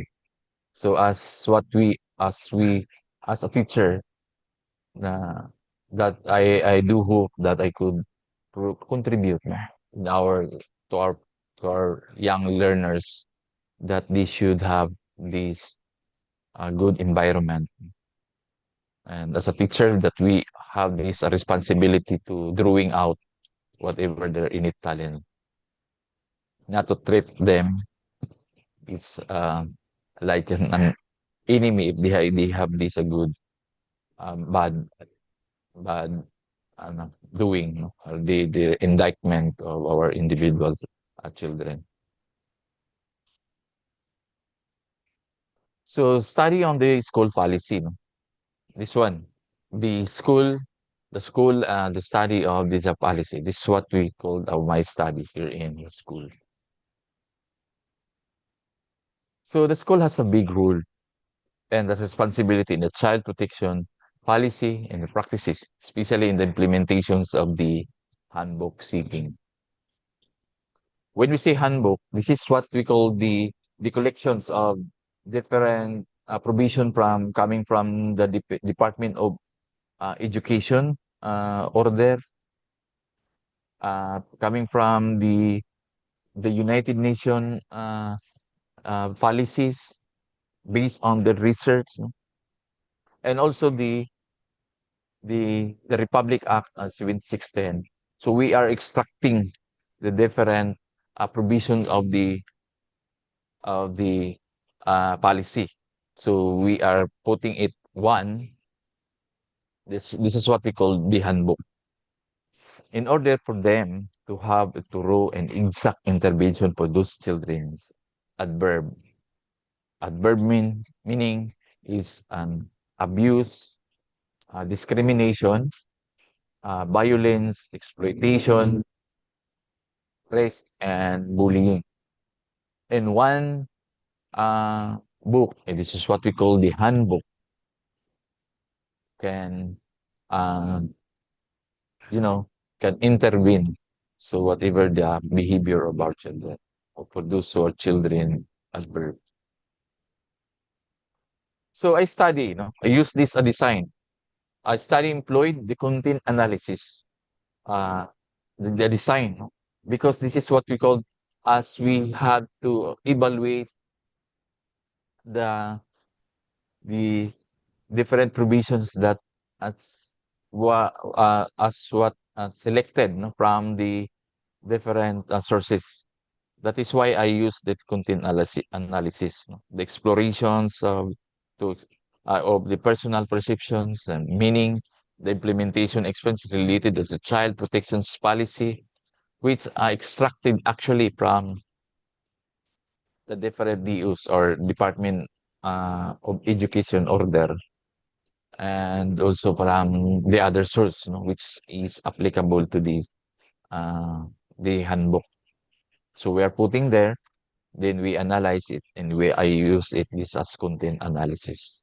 So the design will enable us to gain rich and insight into the psychological, emotional, and the professional aspect. No? This design aims to explain the advanced qualitative findings and providing the breadth and depth of understanding in substantiations of the study. So I use the author from Eddie Criswell, no, 2017. So this is the content analysis. I know that this is a good one, a design for which is suitable to on how to evaluate the policy if it is applicable to the school. So this is the school handbook. So I jump to the Article 7, the child protections and anti-bullying policy. So in Article 7, this is a very the salient, no? There is a salient provisions. I collected this from, as I said, that from these different sources. The Article 7, the child protections and anti-bullying policy. The salient, the Section 3 and prohibitions of corporal punishment. No? The source is DepEd Order number 40, series of 2012. Actually, the historically speaking, as I said, that the corporal punishment, we use this when I was in elementary level. We use this as their kind of or way of disciplining the children. But in the the reversal, the children having this trauma, instead that they learn from this what you call this one, the school, no? Instead that they have this conducive school environment, but long before they were treating that the school is not for their good in learning. But now we have this different provision, no? So the corporal punishment refers to a kind of punishment and penalty imposed for an alleged or actual offense that is carried out or inflicted for discipline, the training or control by a teacher, no, a school administrator or an adult, or any other child who has been given or has assumed authority and responsibility for the punishment or discipline. This is only the way and how they can discipline the children. But now it's not already, it's a prohibited in the Philippine law. No? It includes a physical, humiliating, degrading, or punishment, then including but not limited to the following. And this is what we call in the blue, such as beating, kicking, hitting, slapping, lashing of any part of the child's body, with or without use of the instruments such as a cane, broom, stick, whip, or belt. That's long before our practices of our teacher. And including the striking of the child, face, head, and then the teacher treating them that do not call your parents. No? That's no contact zone. So that's one, no? That's a very harsh thing when we are looking at the Philippine education in terms of disciplining. The pulling hair, shaking, twisting, joints, and cuttings are pressing the skin, dragging, pushing, and throwing the child. No? That's a very actually provocative. Forcing a child to perform physically painful or damaging act, such as holding the width for an extended period and kneeling on stone, salt, pebbles, or other objects that the way on how do they were uh,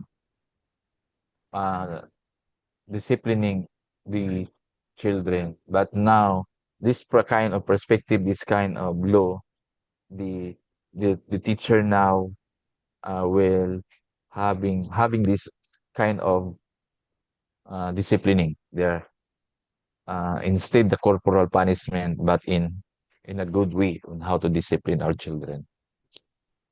Then we are also introducing the section 5, still the same article 7, the child rights, no? The source, the United Nations Convention on the Rights of the Child. So the child refers to any person below 18 years of age or those over but are unable to fully take care of or protect themselves from abuse, neglect, exploitations, or discrimination because of the physical or mental disability or condition. So that's the source the source from the United Nations. And the Republic Act 7610, the term also includes pupils or students who may be 18 years still are protected, no, with this or having this right, or age or older but are in the school according to the DepEd order or the DO number 40 series of 2012. So these are the rights of the children. So the right to life, right to have a name and identity, right to live with the family, right to health care, safe water to drink, nutritious food, shelter, and a safe environment. So that is why we are uh, practicing in our school, no? This kind of the 505, no, right to health care, safe water to drink, safe and nutritious food, shelter, and a safe environment. We are always practicing this since that I observe, I since that I always observing in our canteen, no? Uh, we are always following what is the DepEd order actually mandates. Right of protections from abduction, right to education even with disability, right to develop his or talent and ability to the fullest, right to be free from harmful and cruel punishment, right to protection from being hurt in mistreated both body and mind by anybody, and also right to express an opinion by talking, writing, drawing, or any other means as long as that as the it is not offensive to other people, no? And the right to play and rest, right to choose on religion and belief as long as they are not harmful, right to choose friends and groups as long as they are not harmful, right to information as long as they are not harmful, right to privacy, right to be free from sexual abuse or any kind of exploitation, right to refuse to go to war, join the army under 15 years old, right of protections from harmful drugs and the drug trades, and right to be paid fairly if working, right to legal, health, and fair treatment. These are the list of the rights, no, that we are actually, uh, having this research, no, to do things. Then this is the salient part of the handbook, no, the provision that we need to have our response from the school. So by using those content analysis, they are guided by these questions. What are the observations encountered during the implementation to the handbook? And what does the professional support in analysis suggest for the clarifying the provision? And what particular provision is needed for the implementation? Which is sufficient and effective for the school teachers and the student. Then and after that collection, we select only in sampling uh, and collection, no, we select only 10 respondent, since the content instead that we can only um, measures, no, but upon our collection, after our collections, that we have this thematic encoding, so we extracted this, come up the highlight of all their um, answers, no.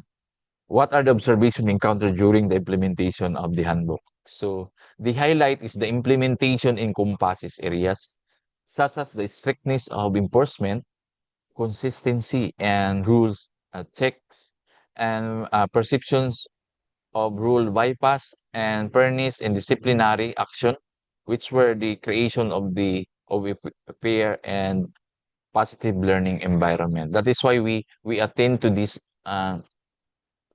friendly environment, that the children having this confidence that they want to go to school, because if there is sometimes that there is a trouble within with that the particular area, then they went to school for that reason, that they are protected. Mhm. What does a professional support in analysis suggest for the clarifying the provision in? Proper discipline should be conducted in a private to preserve the dignity of the children of the child. And not disciplinary act inflicted should be related to the offense. And that is one of disciplinary act based on whatever the commission of the or the inflicted committed by the children. And the disciplinary action is deemed just and fair if it is proportional to the infraction committed by the child. Not go beyond, but it's only those only committed. It's a proportion. And the last one question, so what particular provision is needed for the implementation, which is sufficient and effective for the school, teacher, and student? In the Article 7, the majority answer that could come out came out, but this one is the Section 3 prohibition of the corporal punishment, and the Section 5 is the child right, as what we mentioned earlier, that the child rights must be always be followed by those who are authorized person within the school. So after those thematic coding, the result is a very good, no? That we identified already that the article and the sections that is very salient to implement. So instead that provision, no, we have also our recommendation. This is a very general, but it's up to you for those how they will uh, implement it by phase. No? Despite of having an adequate understanding of the child discipline, there is still a need to educate the parents. Although that we have already our policy, that school policy, is what we call the handbook. but still that we need to have to educate the parents, the children, and the local leaders, including the local leaders, because it's also the it is a protection. So they are also the advocate. They are also advocate, or they are also mandated from this Republic Act 7610. The local leaders about the disciplinary behavior that are considered harmful or abusive to children, as well as the mechanics of the awareness, raising, reporting, handling, and rehabilitating the cases of abuse. So that is why we have this good assessment, good process on how to approach this kind of the children having adverb. No? No, as well as for almost 2 decades in teaching, no, I always observe that the children, those having adverb in the four corners of the classroom, that they have this kind of actually, you know, different behaviors actually.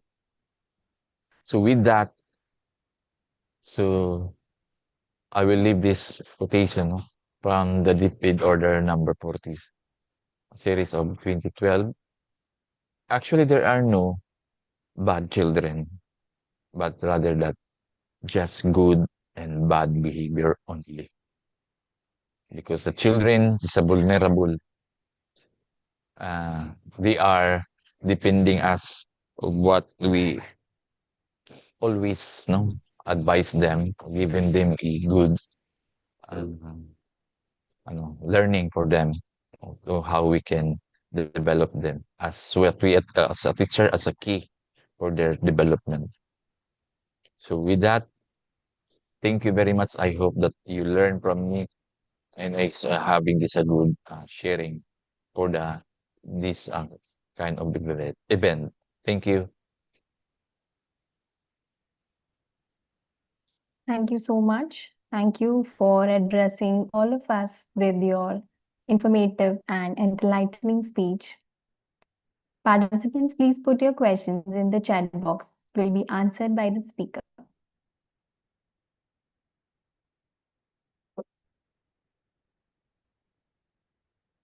Our next presenter, Aishnat Nazia Niazov, first authors, Maldives, National University, Maldives.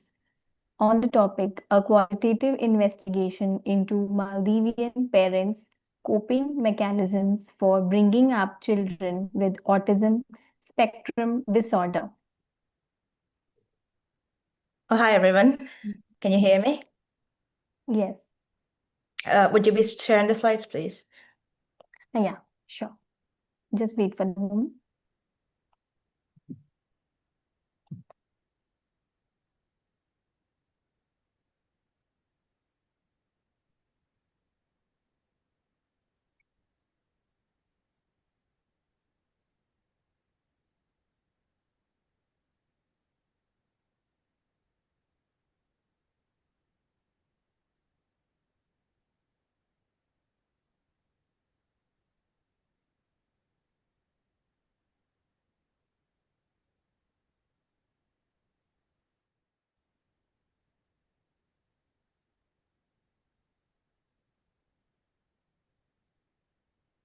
Is the Thank screen you. visible now? Yeah, that's fine. Thank you very much. Oh, hi, everyone. My name is Nazia. I'm currently a doctor in the UK, and today I'm going to present a research that I was involved in. This research is a qualitative investigation into Maldivian parents' coping mechanisms for bringing up children with autism spectrum disorder. So we'll start with the introduction. So autism spectrum disorder, or ASD, is a neurodevelopmental disorder which is estimated to affect about 1 in 36 Americans, with boys more likely to be affected than girls. So parents of children with ASD usually report higher levels of stress, anxiety, depression, and exhaustion, as well as lower quality of life. Children with ASD frequently have difficulties with communication and social interactions, and it is these difficulties that kind of put caregivers under a lot of emotional and practical strain, which raises their stress levels. Next slide, please. So looking at the situation in Maldives, Maldives ratified the UN Convention on the Rights of Persons with Disabilities in 2010, formally recognizing the rights of people with disabilities, including those with autism. However, little is known about Maldivian parents' coping mechanisms, which is why I did this research. So while coping strategies for parents of disabled children have extensively been studied, little research has specifically looked into how parents of children with ASD, especially in Asian contexts, deal with the particular difficulties they face. Next slide, please. So this research addresses the key gaps by posing the following research questions aimed at investigating the coping mechanisms employed by Maldivian parents. So the research questions we asked were: question number 1, what difficulties do Maldivian parents typically encounter when raising children with autism spectrum disorder? Question number 2, what emotional reactions do Maldivian parents have when they realize their child has developmental differences, and how does this influence their approach to providing care? Question number 3, what emotional and practical coping mechanisms do Maldivian parents use to deal with constant pressures of parenting a child with ASD in various contexts like the home and the classroom? Next slide, please. Looking at the methodology, purposive sampling was used in the study to choose parents of children with autism spectrum disorder and parents who agreed to give written informed consent whose child was receiving a consultation or related services exclusively at a hospital or a clinic was included as eligible participants. Prior to start of the data collection process, the study received ethical approval from the Research Ethics Committee at the Maldives National University. The researchers then invited the qualified parents to take part in the recruitment process. So a member of the research team approached the parents and gave them an explanation of how the study is going to go. The consenting participants then signed a form and were advised that they could leave the study at any time they want. Next slide, please. Moving on to data collection, data was collected between June 2024 and December 2024. Open-ended, semi-structured in-person interviews were used to collect data, and these interviews took place in the parents' home settings where the parents and the kids were ensured with comfort, and they were arranged at times that worked for each participant. So the opening question for the interview was, could you please describe a typical day at home with your family, including any situations that are stressful to you? This question was followed by, when were you first aware your child was different from other children? And then follow-up questions were asked, including, can you tell me more about how you felt when this happened, or what steps did you take then, and what situations were particularly stressful? Next slide, please. Moving on to data analysis methods, word-for-word transcriptions of the audio recorded interviews were made, and an inductive analysis method was used to allow teams to rise from data. This study adhered to the 6-phase thematic analysis framework described by Brown and Clark in 2006. Next slide, please. So moving on to the results indicated 5 major coping mechanisms were employed by the parents. These were identified through thematic analysis, as I described before. So the 5 mechanisms were 1, acceptance, 2, management, 3, communication, 4, support, and 5, adaptation. These 5 mechanisms were used to so there's a framework called Lazarus and Folkman's framework, which was used to categorize these 5 mechanisms into groups. So acceptance and adaptation were grouped as emotion-focused coping strategies, while communication, support, and management were categorized as problem-focused coping mechanisms. And then in order to reduce parenting stress, participants generally reported using problem-focused techniques more frequently to address or change their kids' difficult behavior. However, when parenting older children, parents were more likely to use emotion-focused techniques such as adaptation and acceptance.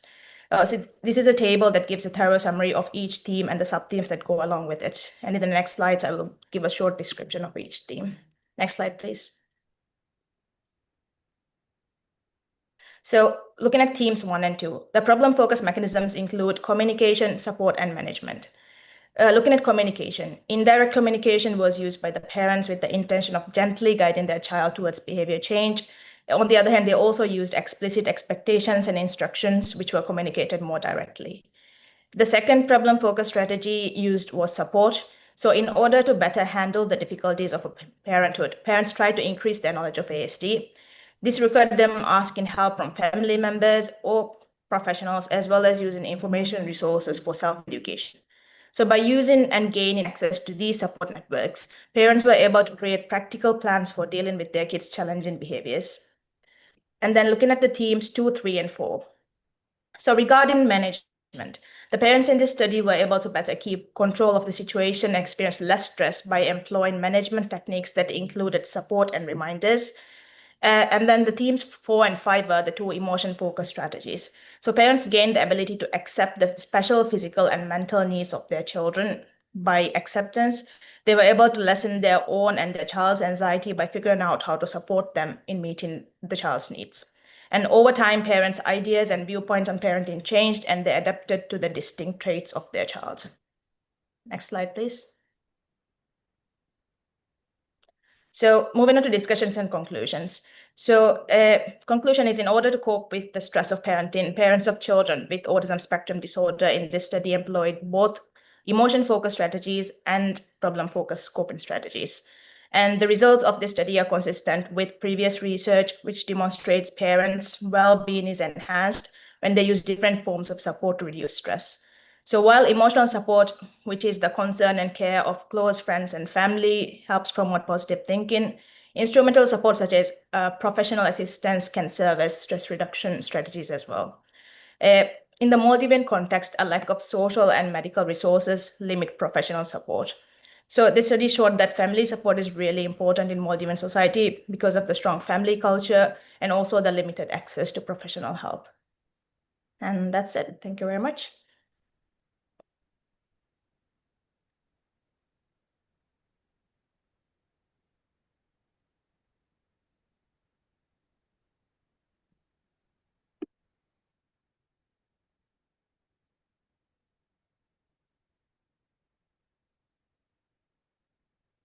And interesting presentation. Any questions will be answered in the chat box, please. Our next presenter, Eleonora Avi, Department of Human Science, University of Verona, Italy, will be presenting on topic development and preliminary validation of the EMO-EMS questionnaire for assessing emotional competence in pre-hospital emergency and mountain rescue operations.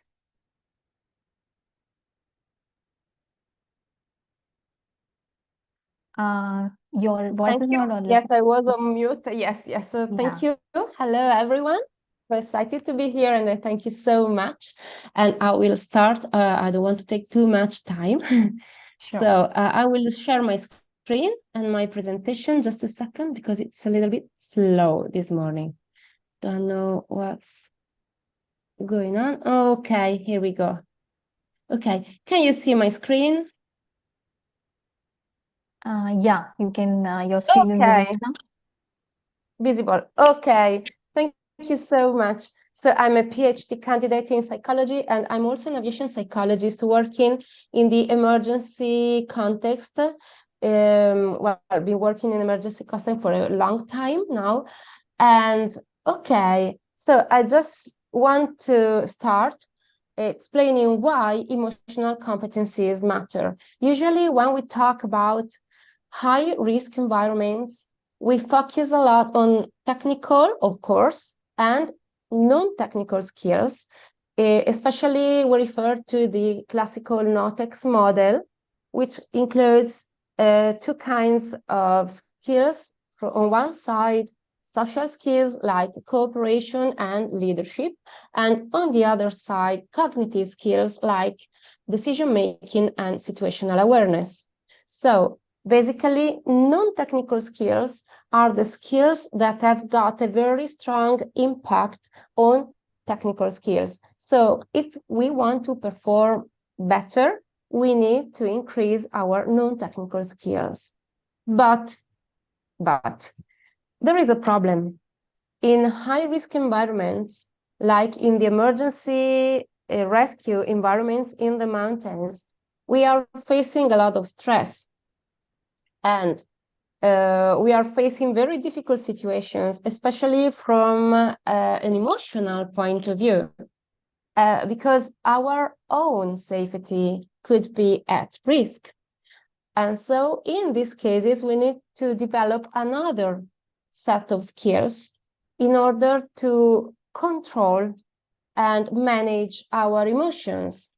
And these skills are the emotional skills. So if on one side, non-technical skills have an impact on technical skills, on the other, emotional skills have got an impact both on technical and non-technical skills. So we really need to be aware that we must start talking about emotions in this kind of context, and we need to develop new skills. So emotional skills also have a protective function on rescuers' well-being. But this is more common and already known in the literature. But what is missing is this link between emotional skills and safety, our own safety and the safety of our patients. So the theoretical foundation for this work is the process model of emotion regulation from Gross. Then we have the empathy research framework, especially when we talk about empathy, we refer both to emotional empathy and cognitive empathy, which is very important for safety purposes. And emotional competencies are considered now the enablers for situational awareness. And situational awareness is so important because this is the starting point for decision making. So we decided to develop a new instrument to measure these emotional skills. Emotional regulation and empathy are the two skills that are being measured by the instrument. We decided to develop this instrument because we found out that there are many instruments to measure emotional regulation, but one specific instrument was missing for this peculiar population. So this questionnaire is being developed for emergency medical services crews. They include physicians, nurses, mountain rescuers, medical dispatch centers, because we know we always think about the people going and picking up patients in the mountains, but we don't ever talk about the people coordinating this kind of activity, and they have a key role in for the success of the mission. So medical dispatch centers are really important. And then we have included pilots, helicopter pilots, of course, for EMS emergency services, hoist operators, because when we talk about rescue in the mountains, we usually use the hoist, and then ambulance drivers and mountain rescuers. So the development journey of this new instrument began by creating 3 items for each construct, and the questionnaire comprises 8 constructs, so we had a total number of 24 items. But then we, after the exploratory factor analysis, we found out that a 6th construct instrument was much better. But we will talk about that later on. So far, in these last 2 months, we have collected a total number of 544 questionnaires, but only 468 were valid because some of the other questionnaires we have discarded had empty values or the response was not valid because they were always using the same number. The response Likert scale is from 1 to 10. And so if the variability was less than 75%, the questionnaire was discarded. Or we did also discarded questionnaires whose response time was exceeded the 2 standard deviation from the average.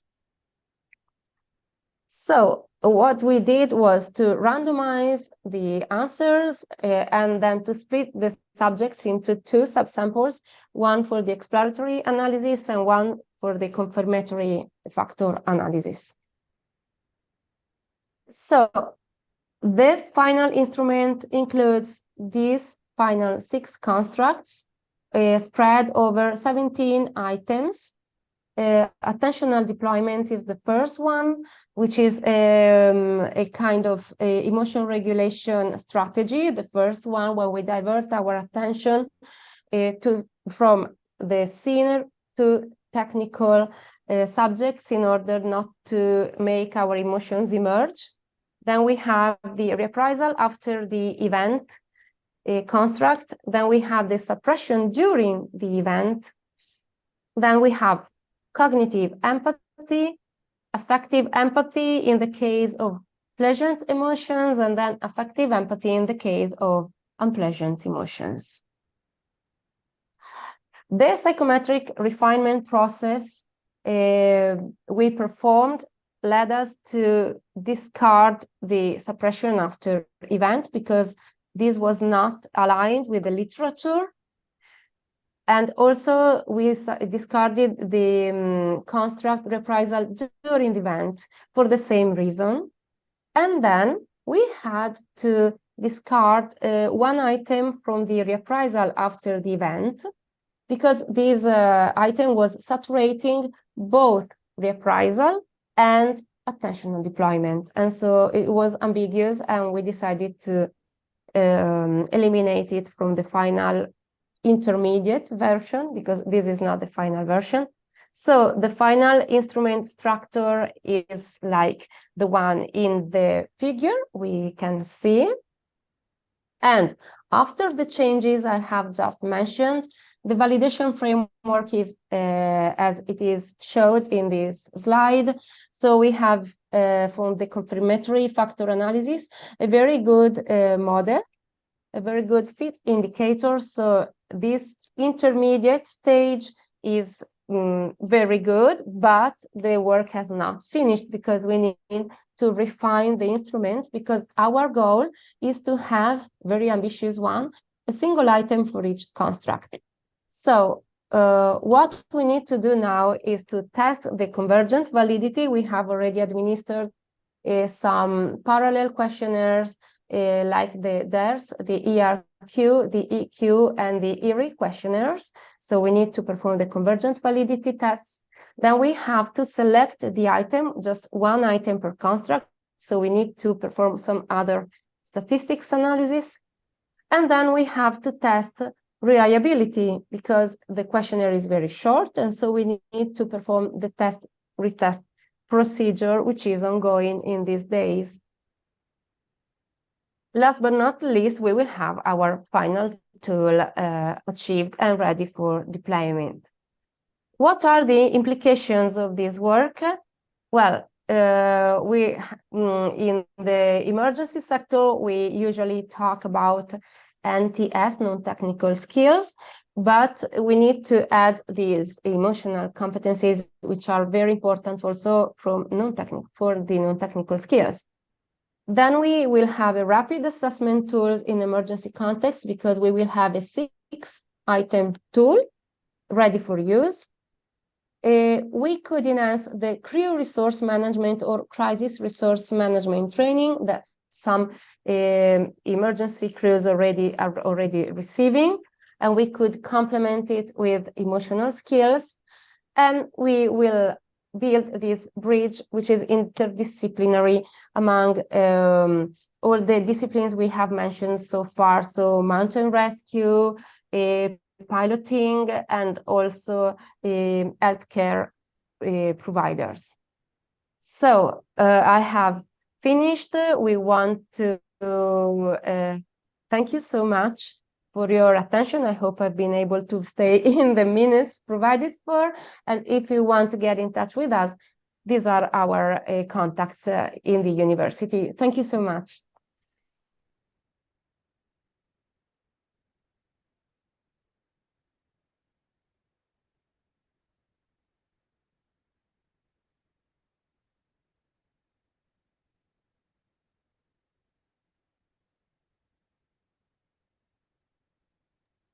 I cannot hear you.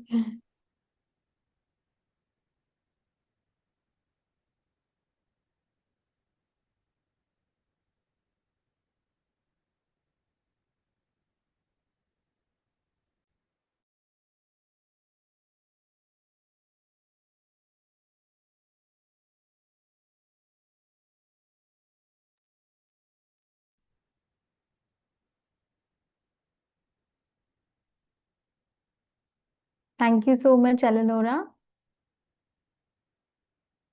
Thank you so much for your informative speech.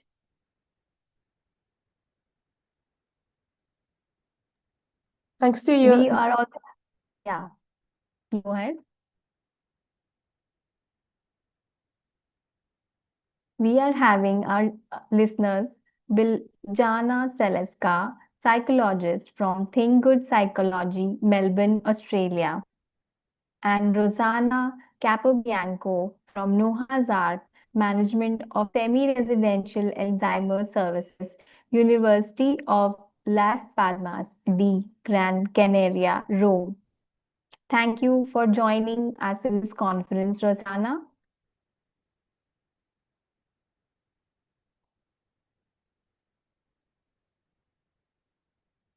With this, we conclude our conference for today. Thank you, everyone. With great pleasure and enthusiasm, I would like to conclude that the conference was a great success. Many people have contributed in different ways to turn this event into a smoothly running conference with every interesting presentations. This conference has resulted in good discussion and networking. I owe my gratitude to all the presenters and patient listeners, to the coordinators and the whole staff of Eurasia Research for their constant support. I would like to thank all the universities and institutes who have sponsored our participants and people who have directly or indirectly contributed in the smooth conduct of this conference. Our upcoming conferences around the world are in September 2025 at Budapest, Istanbul conference at October 2025. In November 2025, we are having our conferences at Dubai, Singapore, and London. Please refer to your friends and colleagues. Thank you so much for being a part of this conference. Thank you so much, everyone. Thank you. Anna, Melvin. Thank you, Eleonora.